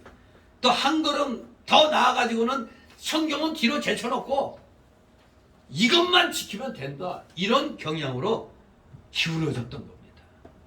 성경은 하나님의 말씀이기 때문에 절대적인 거 아닙니까? 그러나 사람들이 정해놓은 정결케 하는 의식은 하나님 말씀보다 그렇게 중요한 것은 아닌 겁니다. 지켜도 좋고 지키지 않아도 상관없어요. 사실은 그냥 보기에 깨끗한 걸 좋아하는 사람이 볼 때는 좀 안 좋은 것뿐입니다. 상관없어요. 우리 성경 말씀의 교훈은 영적인 문제고 하나님과의 관계 아닙니까? 또 내 인격이 만들어지는 거기 때문에 하나님 말씀의 이 성경 말씀의 교훈은 반드시 지켜야 돼요. 하나님 말씀의 교훈은 내 인격이 만들어지는 거기 때문에. 그러나 손을 씻고 깨끗이 하는 것은 단지 육신의 위생에 관계되는 겁니다. 육신의 위생에 관계되는 것이니까 좀 성격이 깔끔한 사람들은 그 씻지 않은 사람들이나 이 자기가 씻지 않은 거 굉장히 좀 거북해 하잖아요. 육신의 위생에 관계되는 겁니다. 이건 꼭 지켜야 된다는 것은 아니죠. 자기가 뭐 그냥 지키는 게 좋다고 생각하면 지키는 거고, 뭐 이건 뭐 지켜도 그만 지켜도 그만 그렇게 생각해도 그만인 것입니다. 그러나 하나님 말씀은 내 인격이 만들어지는 거기 때문에 반드시 지켜야 됩니다. 그런데 이 바리새인들이, 이 서기관들이 유전과 의식을 성경과 같이 중요시하거나 또는 성경보다 더 중요시했다는 것은 아주 대단히 잘못된 겁니다. 그들은 손을 씻지 않고 먹으면 마치 큰 죄나 지은 것처럼 여기고 성경을 어긴 것보다도 더 큰 죄로 여겼던 겁니다. 이제 그게 습관이 되어버린 거예요. 아주 습관이 되어버렸어요. 그들은 크고 중요한 것이 무엇이며 작고 중요하지 않은 것이 무엇인지 지금 구분을 못하는 겁니다. 그들은 작은 것을 크게 여겨서 세워 나아가려고 하다가 큰 것을 잃어버린 것입니다. 유전이 더 중요하다고 봤기 때문에 하나님 말씀은 그냥 뒤로 놔버린 거예요. 그러니 더 큰 것을 잃어버리게 된 겁니다. 이걸 이름하여 사자성어로 소탐대실이라고 그러는 거죠. 조그만 거 탐하려다 큰 걸 잃어버리는 겁니다. 소탐대실. 네. 오늘날에 우리가 전 국민들이 진짜 솔직히 뭐 우파 국민들이 그랬죠. 마음 졸이면서. 물론 좌파 지지하는 자들은 또 그 좌파 입장에서 그냥 조마조마해갖고 이렇게 봤겠지만 정말로 이 우리 우파가 잘못하면은 큰 낭패를 못 뻔했죠. 단일화를 안 이뤘다면 우파에 그래도 큰 양대산맥이라 할 수 있는 그 두 당이 그래도 단일화했기 때문에 이긴 거예요. 그래서 적어도 10포인트 이상 이기는 게 정상인데 이놈들이 이미 다 수작을 해놨지만 우리 국민들이 사이로 경험이 있었기 때문에 4월 15일 그 부정선거 경험이 있어가지고 눈에 불을 켜고 그냥 봤던 겁니다. 정말 그들로 인해서 우리가 이긴 거지. 그 정말 밤잠 안 자고 거기 앞에 가가지고 그 투표통 지키고. 근데 어느 그 황장수 그 뉴스 브리핑인가 어디 거기 보니까 댓글 다는 거에 보니까 그 통 지키면서 그냥 엄청난 일들이 많았다고 그래요. 그냥 그야말로 그냥 눈앞에서 그냥 통째로 그냥 그 뭐야 일방적으로 왕창표가 쏟아지는 것도 봤고, 그래서 모두 다 이 사전 투표하면 열 대 모두 여기저기에서 아니 이럴 수가 하는 말이 막 터져 나왔대요. 사전 투표에서. 근데 저는 제가 여러분에게 그랬죠. 이미 승부는 났다고 얘기했잖아요. 그래서 제 나름대로 만약에 이놈들이 부정을 했어도 본 투표에서 10% 이상 이기면은 이놈들은 아마 10% 선에서 조작을 해놨을 건데 10%도 제대로 못한 것 같죠. 그 갑작스러운 단일화가 이루어지기 때문에 사퇴라는 용어가 사전 투표에 하면은 그 용지에 그건 써여져야 되거든. 그래 미리 만들어 놓은 거는 사퇴라는 게 없잖아요. 그러니까 다급하게 이들이 이제 일을 하다 보니까 또 눈에 불을 켜는 감시단들이 많아가지고 좀 간땡이가 좀 쫄아가지고 넘기질 못했던 거예요. 전에부터 제가 얘기했잖아요. 이들은 분명히 날이 가까울수록 초박빙으로 만들어 놓을 거라고. 그러나 이미 여러 여론조사를 통해서 전문가들도 다 그랬거든요. 아무리 못 이겨도 7, 8포인트 뭐 넉넉하게 한 10포인트 이상 이렇게 다 얘기했는데, 그때 어떤 사람이 저쪽 사람들 5명이 식당에서 들어와서 아직 투표도 하기 전이었는데 어디하고 전화를 하더니 야 우리가 이겼어, 10포인트 이겼대. 아니 투표도 안 했는데 그 말을 옆에서 식사하다가 이들끼리 얘기하는 걸 들었다는 거예요. 그래서 아 이거 분명히 이거 사전 투표 지금 확진자가 그날 갑자기 14만 명이 더 늘어갔고 30만 명이 된 거예요. 확진자 표를 갖다 노렸던 거죠. 아무튼 오늘 우리가 그래도 기쁨을 누릴 수 있던 게 눈에 불을 켜고 잠도 안 자고 투표통을 지키고 감시했던 사람들, 그들 때문에 이놈들이 간땡이가 조금 더 쫄아들어가지고 과감하게 더 못 집어넣는 거예요. 실질적으로 여러분 한 사람이 투표했는데 이게 5장이 이렇게 접혀갖고 들어왔으면 그거 한 사람이 한 거라는 게 틀림없죠. 그것도 다 1번 따다다다닥 찍어가고, 그리고 분명한 건 우리 급하게 그거 막 찍을 때 여러 사람이 이 도장 찍으면 요게 이렇게 될 수도 있고 요 모양이 이렇게 될 수도 있잖아요. 여러 사람이 하면은 사람마다 다 잡는 게 틀리니까 다 다르게 찍히잖아요. 요 모양이. 근데 한 사람이 찍으면 어떻게 되겠어요? 딱 해놓고 그냥 따닥따닥따닥따닥 이거 따닥따닥따닥 이렇게 되잖아요. 그러니까 거의 동일한 모양이 되는 거예요. 이게 무대기로 나온 겁니다. 이게.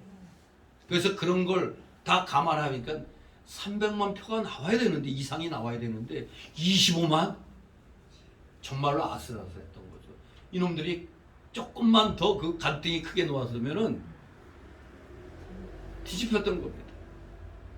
그래서 저는 나름대로 본투표에서는 10% 이상 이기면은 저놈들이 10% 선에서 장난질 쳐놨어도 10% 까버리도 1, 2%는 이길 거라고 그렇게 생각했는데 너무 아슬아슬하게 0.7?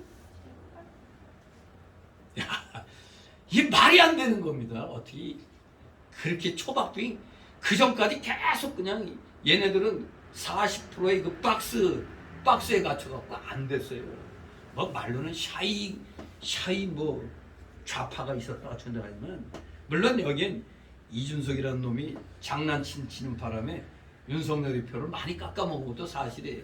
그렇다고 2030 여자들이 그냥 뭐 오해해가지고 그냥 뭐 1번 찍어줬다는 게, 세상에 여자들 알기는 먹같이 하는 놈들을 갖다 2030 여인네들이 찍어줬다는 게 한심한 거죠. 한마디로 여가부 폐지 왜 폐지한다고 그랬겠어요. 잘못된 걸 갖다 고치려고 하는 거예요. 동성애 옹호하고 하는 이런 겁니다. 그런 것 때문에, 그리고 가족 제도를 파괴하고 있잖아요. 여가부가 뭔 놈의 동성애자들이 결혼을 하고 뭐. 이게 무슨 가정이고 가족이고 그런 거 뜯어 고치려고 하는 거지. 무슨 여성들의 뭐 무슨 인권을 갖다 뭐 깎아내리려고 하는 게 아니거든요. 근데 이준석이라는 놈이 그냥 마치 이대남을 옹호해가지고 마치 이대녀들을 20대 여자들을 마치 쳐내는 것 같은 그런 말들을 갖다 하는 바람에 엄청나게 손해는 많이 봤죠. 아무튼 여러분들 정말 우리가 단일화 이거 무시했다가 큰 코 다칠 뻔한 겁니다. 그냥 단일화 안 해도 이겨. 아니, 단일화 안 했으면 져요. 제가 항상 그랬죠. 옛날부터 쭉 그 선거를 보면은 우파표는 절대 안 졌어요. 갈라져서 졌지. 갈라졌기 때문에 좌파가 대통령 2번씩이나 된 겁니다. 3번 됐지. 문과까지 합치면. 그래서 저는 부회가 분명히 승부는 났다. 단일화만 되면 끝났다고 그랬잖아요. 이긴다고. 아무튼 하마터면은 조그만 이득을 더 보려다가 큰 걸 놓칠 뻔했어요. 그러니까 박근혜를 지지하던 사람들이 탄핵 반대 이거 지지하던 사람들이 일단은 체제를 지켜야 되니까 윤석열이 반대하다가 사과도 제대로 안 했다 해서 반대하다가 나중에 가서는 일단은 체제부터 탈환해야 된다 해가지고 다 밀었잖아요. 한쪽에서는 죽어도 전 못 찍는다는 사람도 있어요. 하지만 대부분은 일단은 체제부터 빼앗아 와야 된다. 그래서 이긴 겁니다. 하마터면 소탐 대실할 뻔한 거죠. 소탐 대실. 뭘 억울한 거 풀려고 해도 일단은 자유민주주의 체제를 뺏어 와야지 우리 걸로 만들어야지 뭐가 다음이 있는 거지. 그래서 정광훈 목사는 첫 번째 혁명이 투표에서 이기는 거고 그리고 이기고 난 다음엔 이제 두 번째 혁명이 있어야 된다는 게 바로 이제 내부적으로 너무 욕심들 부리고 하는 그런 것들을 네 사람만 채우고 하는 이런 것들을 이제 잘라내야 된다는 그런 의미에서 제2의 혁명을 외친 겁니다. 진실로 소탐 대실할 뻔했던 걸 우리가 아슬아슬하게 일단은 이겼습니다. 정말로 작은 걸 크게 여겨서 세워나가려다간 큰 걸 잃어버린다는 걸 우리가 이번에도 아슬아슬하게 좀 체험을 한 것입니다. 정말로 일상생활 속에서도 이런 일들이 많이 있는 겁니다. 우리 기독교인들은 하나님이 주시는 지혜가 있기 때문에 어떤 사건을 보면은 바로 이것이 깨달아야 돼요. 내가 이거 좀 내 이익을 위해서 이걸 추구하려다가 더 큰 걸 잃어버리겠다. 이렇게 딱 판단이 될 때는 빨리 결정해야 돼요. 빨리. 진실로 오늘 이 말씀을 통해서 다시 한번 소탐대실이라는 단어를 생각을 하게 됩니다. 우리 예수님, 이 예수님을 반대하는 이 바리새인들, 이 서기관들, 즉 그 당시에 이 종교 지도자들이 소탐대실을 한 겁니다. 자기들의 기득권을 지키려다가 큰 하나님의 이 말씀의 흐름을 놓쳐버린 겁니다. 아니 잃어버린 거죠. 종교 지도자들 소탐대실을 한 것입니다. 우리는 성경과 유전, 영적인 것과 의식주의를 잘 분별해서 오직 성경 말씀과 신령한 것을 따라가야 하는 것입니다. 그것은 잘 분별하지 못하면 진리에서 탈선됩니다. 우리가 죄에도 큰 죄가 있고 작은 죄가 있잖아요. 그러니까 우리가 저 법원에서 보면은 누구는 집행유예, 누구는 그냥 벌금, 누구는 10년, 15년, 30년 그게 죄의 경중에 따라 나오는 거잖아요. 그러니 지옥에도 더 큰 형벌이 있고 좀 작은 형벌이 있죠. 그러나 중요한 건 적은 형벌일지라도 지옥은 지옥이다 이겁니다. 지옥은 지옥이다. 마태복음 23장 15절에 화 있을진저 외식하는 서기관들과 바리새인들이여 너희는 교인 하나를 억기하여 바다와 육지를 두루다니다가 생기면 너희보다 배나 더 지옥 자식이 되게 하는도다. 그러니까 오늘날에도 나 예수님 믿고 좀 바른 생활 좀 해야 되겠다 했는데 하필이면 이단에 들어가거나 자기도 모르게 또 이제 자유주의 교회에 그냥 들어가 버리는 거예요. 그러면 어떻게 되는 거예요? 배나 더 지옥 자식 되게 되는 겁니다. 나 이렇게 더 신앙생활 좀 하려고 교회 갔는데 왜 내가 지옥 자식 되느냐? 잘못된 데 가니까, 잘못된 데 가서 잘못된 지식을 배우니까 지옥 갈 수밖에 없잖아요. 배나 더 지옥 자식 되잖아요. 또 마태복음 11장 22절에 내가 너에게 이르노니 심판날에 들어와 시도니 너희보다 견디기 쉬우리라고 했습니다. 그러므로 우리가 중요한 것과 중요하지 않은 것을 분별해서 중요한 것을 앞세 나가야 돼요. 중요한 게 뭐냐? 우리 기독교인들이 오늘날 행동은 안 하고 입으로만 경건 찾고 있잖아요. 기도하면은 행동으로 나가게 돼 있어요. 왜? 기도하면 성령 충만, 은혜 충만함을 받게 되는데 어떻게 가만히 앉아 있어요? 불의한 일이 막 일어나면은 비누아스의 의로운 분노를 가지고 불의와 싸워 나가야 되는 겁니다. 그게 진정한 기도를 한 사람의 모습입니다. 근데 우리나라 이 정신 나간 사람들 봐봐요. 입으로만 맨날 경건 찾고 마치 딴 세상에 있는 것 같아요. 나라가 완전히 공산화되고 있는데도 여전히 교회에서는 맨날 복 받아라. 공산화되면 교회가 어디 있어요? 그래서 전 목사는 이번에 부정선거 신고하는 자들에게는 거기에 부정선거에 관여하거나 부정 그걸 갖다 뭐 하는 사람들 신고하면 10억씩 준다고 그랬어요. 그 교회가 돈이 많아서 10억 주는 게 아니에요. 왜? 공산화되면 교회가 어디 있느냐 이거예요. 교회 건물 세울 돈 받고 주는 겁니다.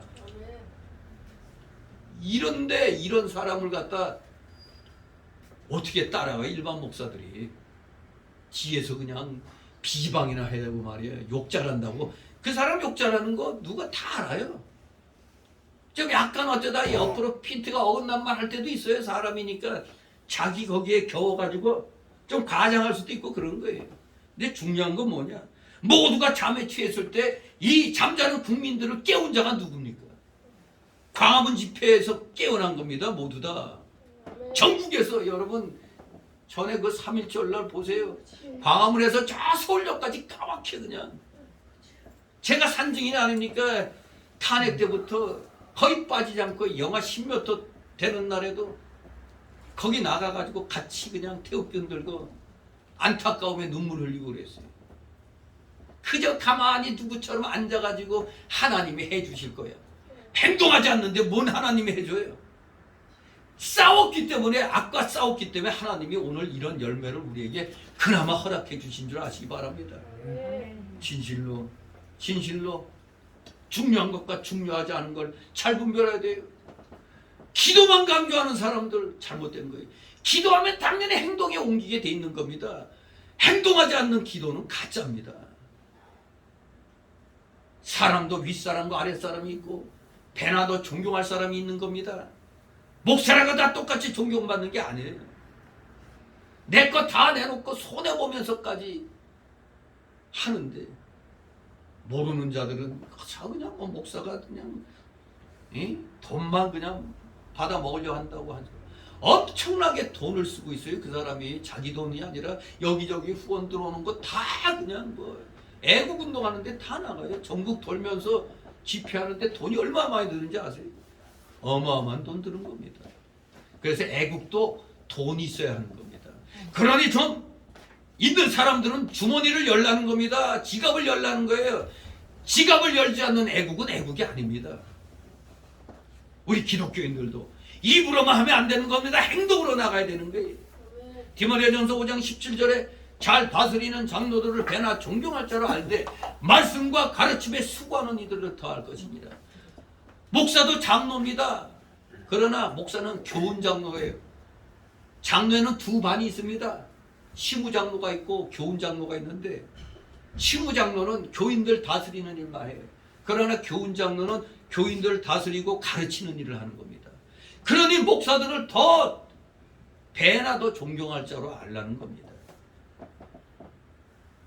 아무튼 목사들은 무슨 사건이 터지면 제일 먼저 핍박받고 죽을 수 있는 자들입니다. 그러니 배나도 평소에 잘 해줘야 되는 겁니다. 누가 좀 뭐라 그런다고 같이 그냥 욕해대고 말이에요. 이런 어리석은 사람들이 얼마나 많은지 모릅니다. 다 같이 5절 있습니다. 이에 바리새인들과 서기관들이 예수께 묻되 어찌하여 당신의 제자들은 장로들의 유전을 출행치 아니하고 부정한 손으로 떡을 먹나이까. 아멘. 바리새인과 서기관들은 의식과 유전, 즉 육신적인 면에 치우쳐 있기 때문에 영적인 면과 진리를 깨닫지 못하고 예수님의 제자들이 하는 일에 대해서 아주 못마땅하게 생각하며 예수님이 잘못 가르쳐서 그랬다 하고 예수님께 따져 물었습니다.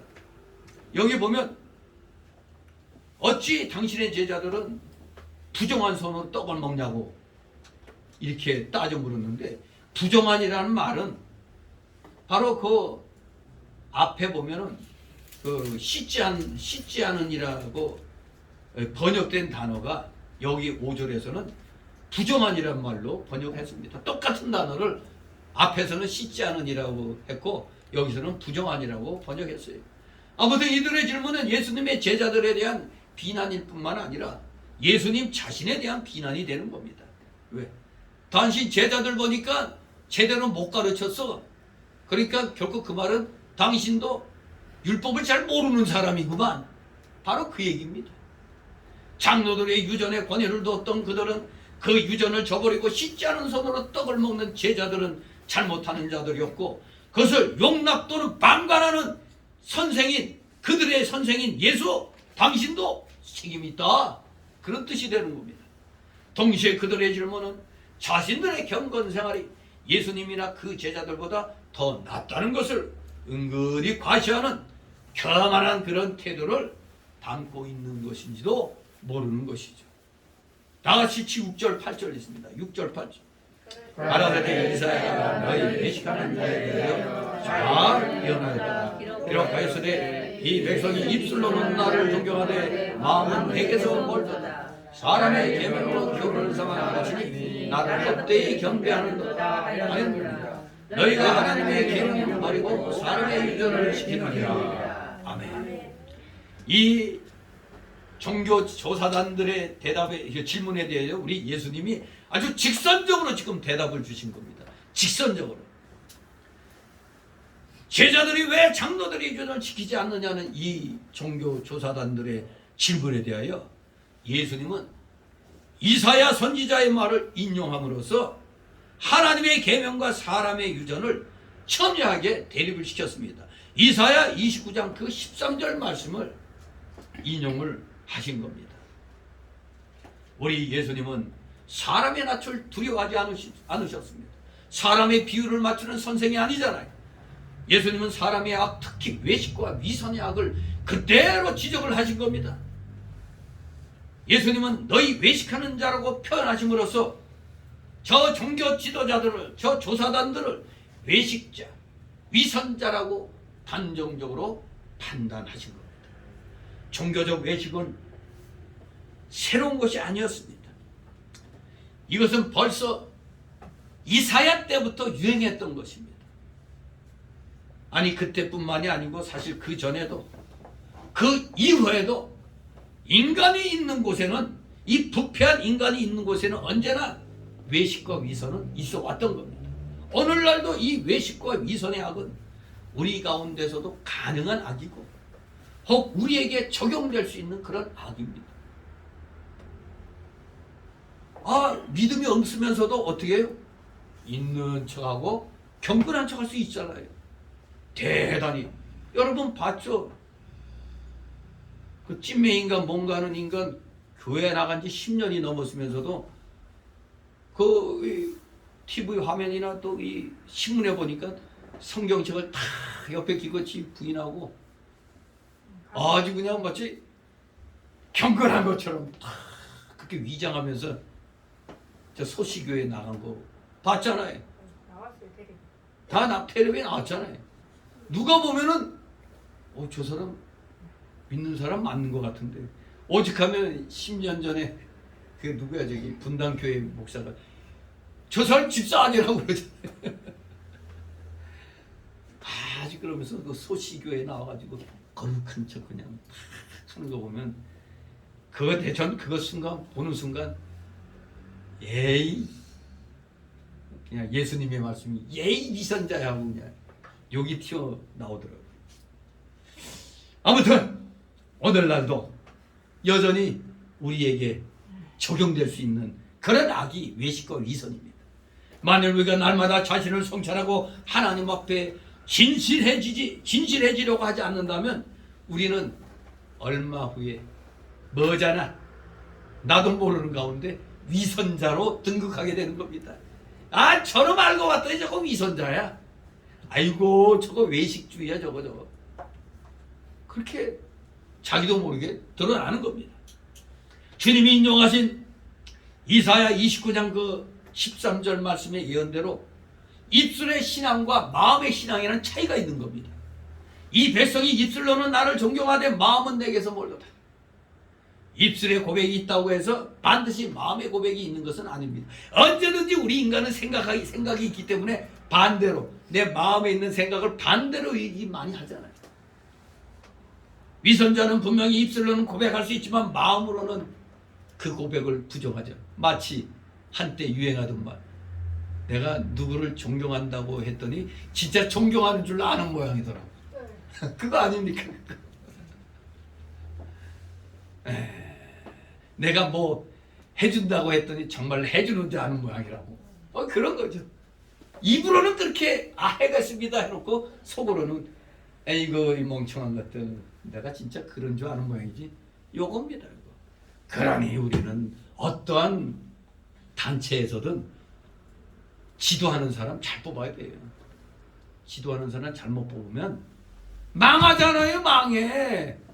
지금 보세요. 바로 그냥 당선됐다고 하더니 국립묘지에서 그 행사, 그 국립묘지 그 방문하는 그 일이 뭔가 시간상 좀 어긋났다는 이유가 갑자기 바이든한테서 전화 와가지고 무려 5시간을 전화 통화했대요. 5시간을.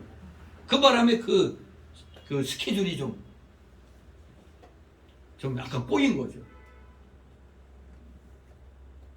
누구는 뭐 좀 통화 좀 합시다 해도 나 몰라 했는데, 이거는 서로 그냥 일본하고 미국에서 서로 통화하자고 나오잖아요. 왜? 이제 우리 편이 돌아왔구나. 이겁니다. 여러분, 우리 우크라이나 보죠. 얼마나 우크라이나가 불쌍해요. 어느 나라하고 조약을, 그 방위 조약을 맺은 게 없어요. 동맹이 없어요. 그러니까 모두 나토나 이런 미국에서 무기는 도와주지만 직접 가서 싸우지를 않잖아요. 그리고 바이든은 멍청하게 자꾸 우리는 러시아하고 싸우지 않는다. 그 말을 왜 해? 러시아가 공격하기 전에 만약 공격하면 우리가 거기에 파견한다 이렇게 해야 러시아가 이거 안 되겠는데 하고 침략을 못하게 되는 거죠. 근데 멍청하게 우리는 안 한다, 참전 안 한다, 싸움 안 한다 그러니까 러시아가 마음 놓고 친 거 아닙니까? 근데 우리는 한미 방위 조약이 있잖아요.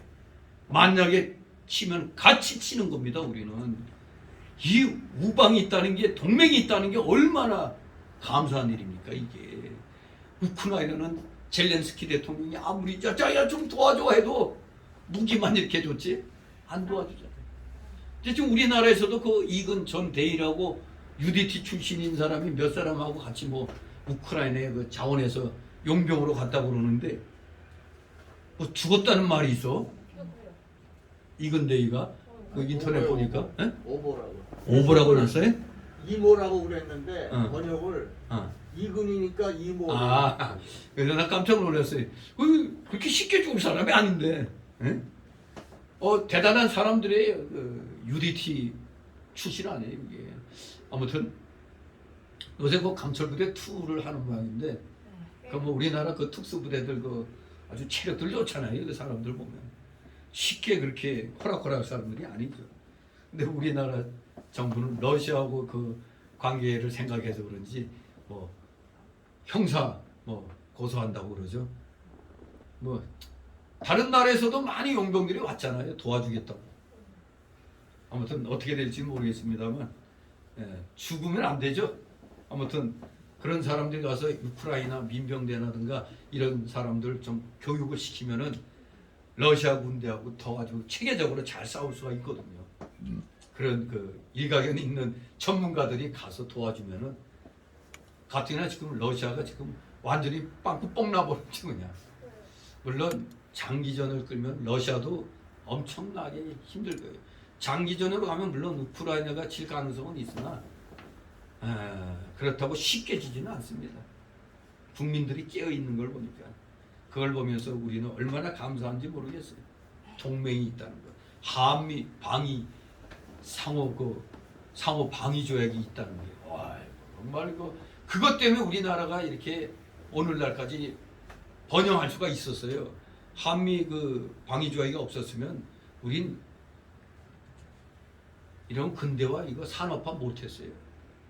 정말로 감사한 일이죠. 이승만 박사가 그래서 다시 조명이 되는 겁니다. 그래서 이승만 박사지 자꾸 학교에서 그냥 자유당 시절의 그 독재 그것만 자꾸 얘기하니까 이승만은 나쁜 인간 이렇게 되는 거지. 실질적으로는 대한민국 건국에 엄청나게 중요한 일을 하고 대한민국이 산업화하는데 기반을 제공한 사람이 이승만 박사예요. 다시 아이들한테 그 역사 교육을 가르쳐 줘야 돼요. 이게 엄청 중요한 분입니다. 그분이. 아무튼 우리 오늘날에 이 잘못된 그 사실에 대해서는 우리가 바로 잡아줘야 되겠습니다.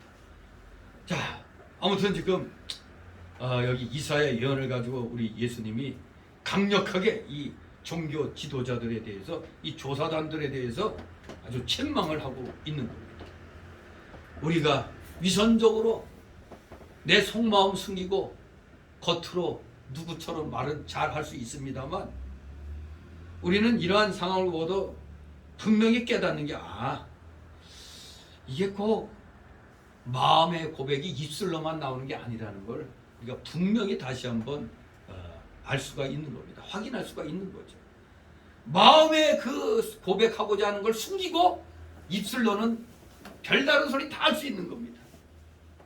그래서 우리 기독교에서도 신앙 고백할 때 꼭 입술의 고백이 반드시 마음의 고백을 100% 하고 있다고 믿기가 어려운 겁니다. 마음의 고백을 반드시 입술의 고백이 내포하지는 않는 겁니다. 그렇기 때문에 참된 종교는 뭐냐? 우선 마음의 신앙, 그 마음의 고백, 마음에서 비롯된 행위여야 참된 종교가 되는 겁니다. 즉 참된 우리 기독교가 되는 겁니다. 마음은 생각과 감정과 의지를 포함하는 인격의 중심을 가리키는 겁니다. 이 마음. 신명기 6장 4절 5절에 보면 이스라엘아 들으라 우리 하나님 여호와는 오직 하나님 여호와시니 너는 마음을 다하고 성품을 다하고 힘을 다하여 내 하나님 여호와를 사랑하라고 그랬습니다. 또 잠언 4장 23절에 무릇 지킬 만한 것보다 더욱 네 마음을 지키라 생명의 근원이 이에서 남이니라. 또 로마서 2장 28절 29절에 대저 표면적 유대인이 아니요 표면적 육신의 할례가 아니라 오직 이면적 유대인이며 할례는 마음의 할진이라고 했습니다.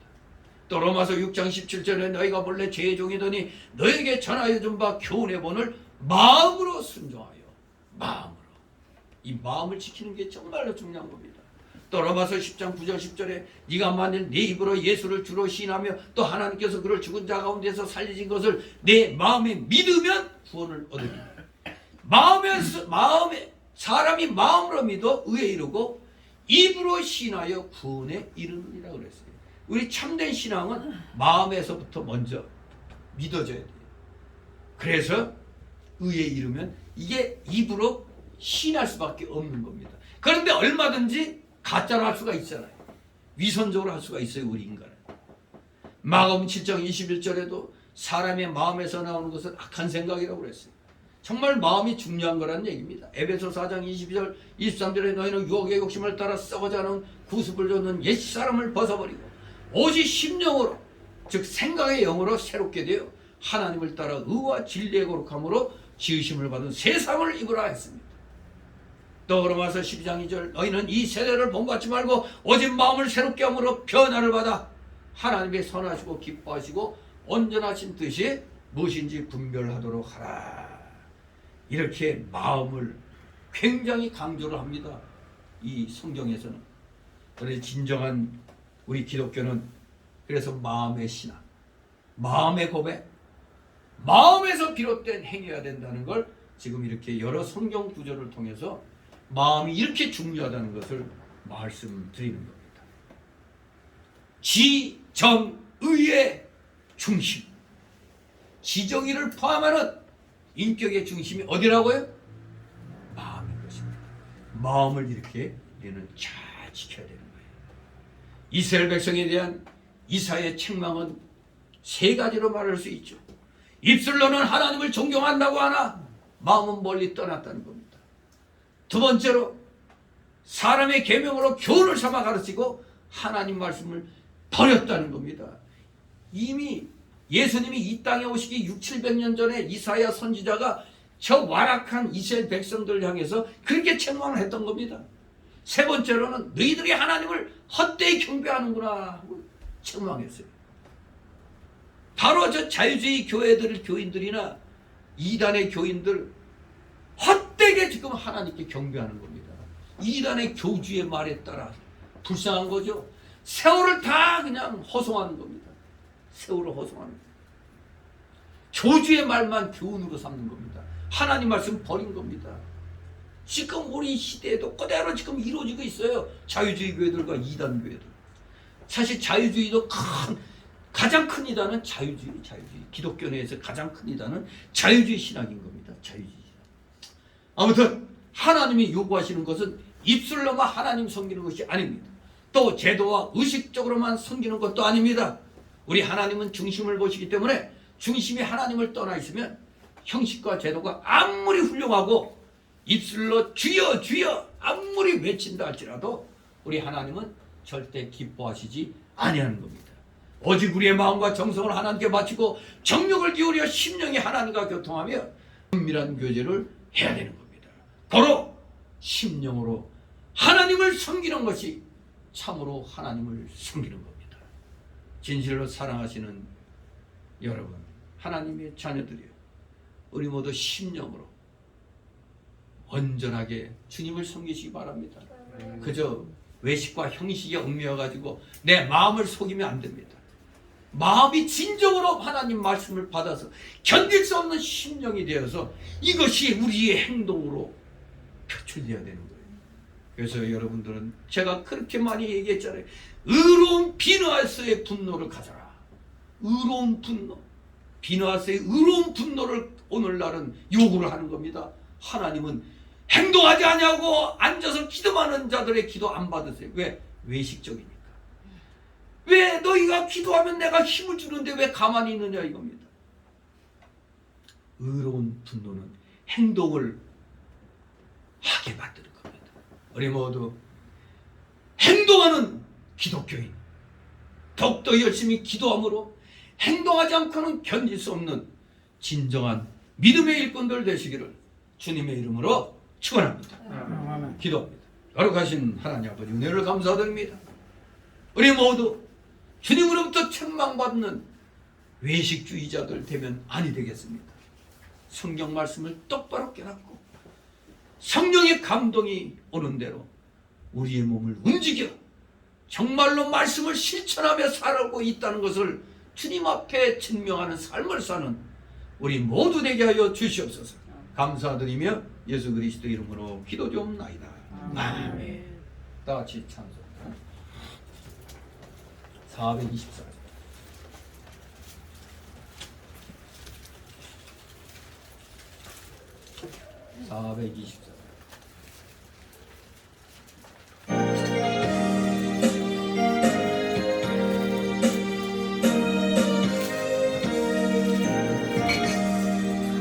나의 생명 되신 주 주님 앞에 나갑니다.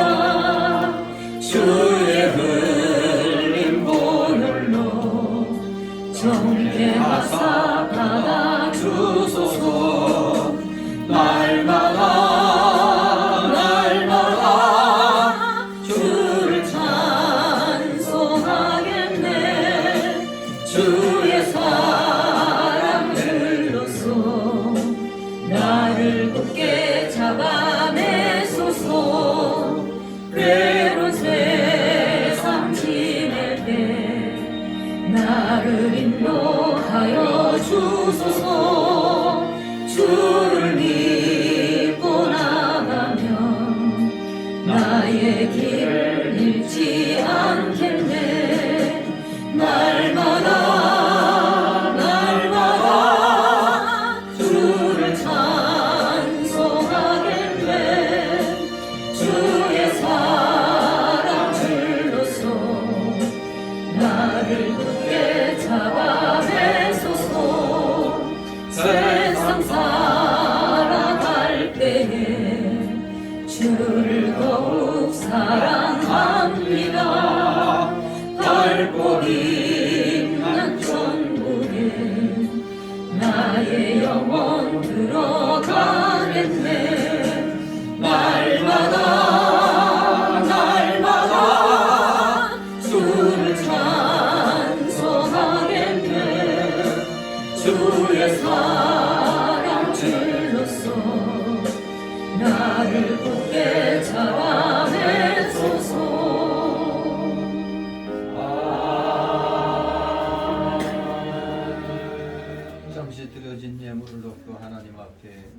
기도 올립니다.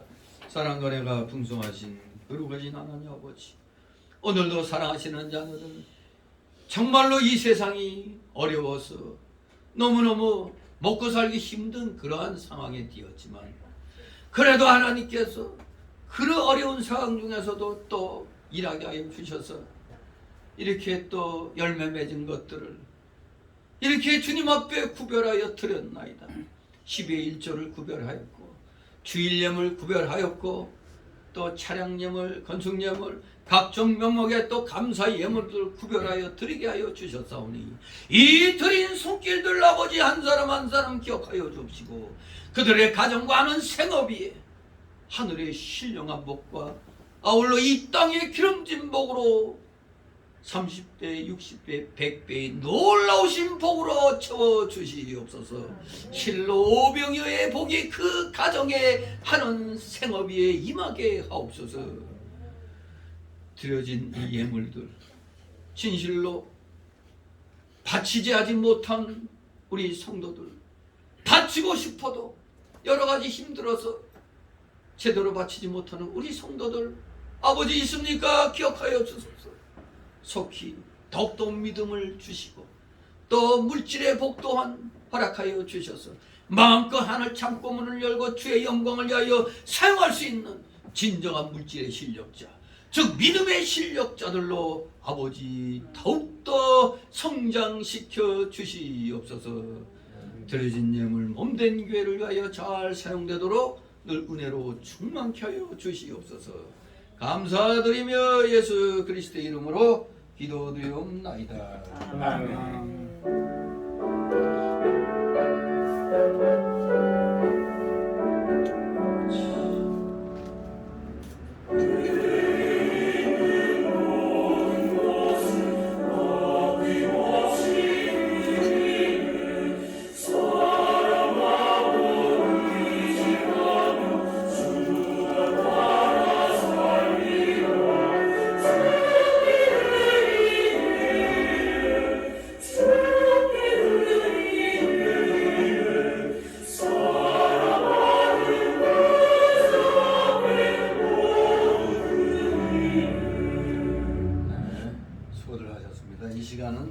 새신자 소개 시간인데 등록된 카드 없습니다. 우리 서로 인사들 가볍게 나누시 바랍니다. 네, 반갑습니다.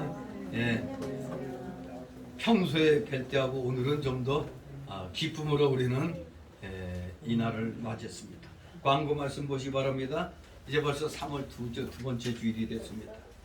네, 무엇보다도 자유민주주의 체제를 허락해 주신 하나님께 감사드리며 더욱 굳건한 믿음의 나라로 나아가도록 간절히 여러분들이 기도하셔야 되겠습니다. 이것이 끝이 아닙니다. 이제 시작입니다. 이제 그 모든 잘못된 걸 바로 돌려놓는 일. 그래서 어쩌면 더 힘들 수도 있어요.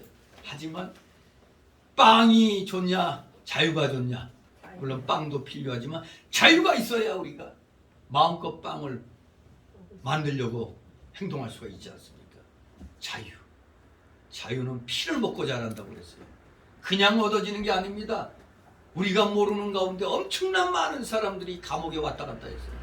그걸 기억하시기 바랍니다. 그래서 이 나라를 위해서 열심으로 기도해 주시기 바랍니다. 3번에 보면 로마서 13장 1절 7절, 디모데전서 2장 1절 2절, 외신고백서 23장 1항 2항 4항 등 이것들을 잘 공부하셔야 돼요. 진정 나라를 위해서 왜 기도해야 되는가? 잘못됐을 때는 우리가 어떻게 행동해야 되는가? 우리 기독교인은 잘못됐을 때 아무리 얘기해도 위정자들이 안 들어줄 때는 혁명을 할 수 있고 전쟁할 수도 있다는 사실을 분명히 아시기 바랍니다. 평화 그냥 지켜지는 게 아닙니다. 힘이 있어야 평화가 있는 겁니다. 우크라이나 보세요. 힘이 없으니까 그냥 공격당하잖아요. 분명히 우리 진정한 평화를 원한다면 전쟁 준비를 해야 되는 겁니다. 무력을 키워놔야 돼요. 우방과의 관계를 열심히 우리는 더욱더 키워나가야 되겠습니다. 아직은 이제 물론 외국에선 대부분 나라들은 마스크까지 이제 벗고 있는데 우리는 아직 그렇지 못하고 있죠. 아직 5월달에 이제 이침식 할 때까지는 아직 이자가 아직 이 나라 대통령이라고 버티고 있으니까 아무튼 우리 끝까지 최선을 다해서 이 나라를 위해서 열심히 기도하고 움직이는 여러분 되시기 바랍니다. 그리고 열심히 아까 싸우는 여러 목회자들, 교회들을 위해서도 열심히 기도하시기 바랍니다. 다 같이 일어나셔서 62장 부르신 후에 축복 기도로 마칩니다.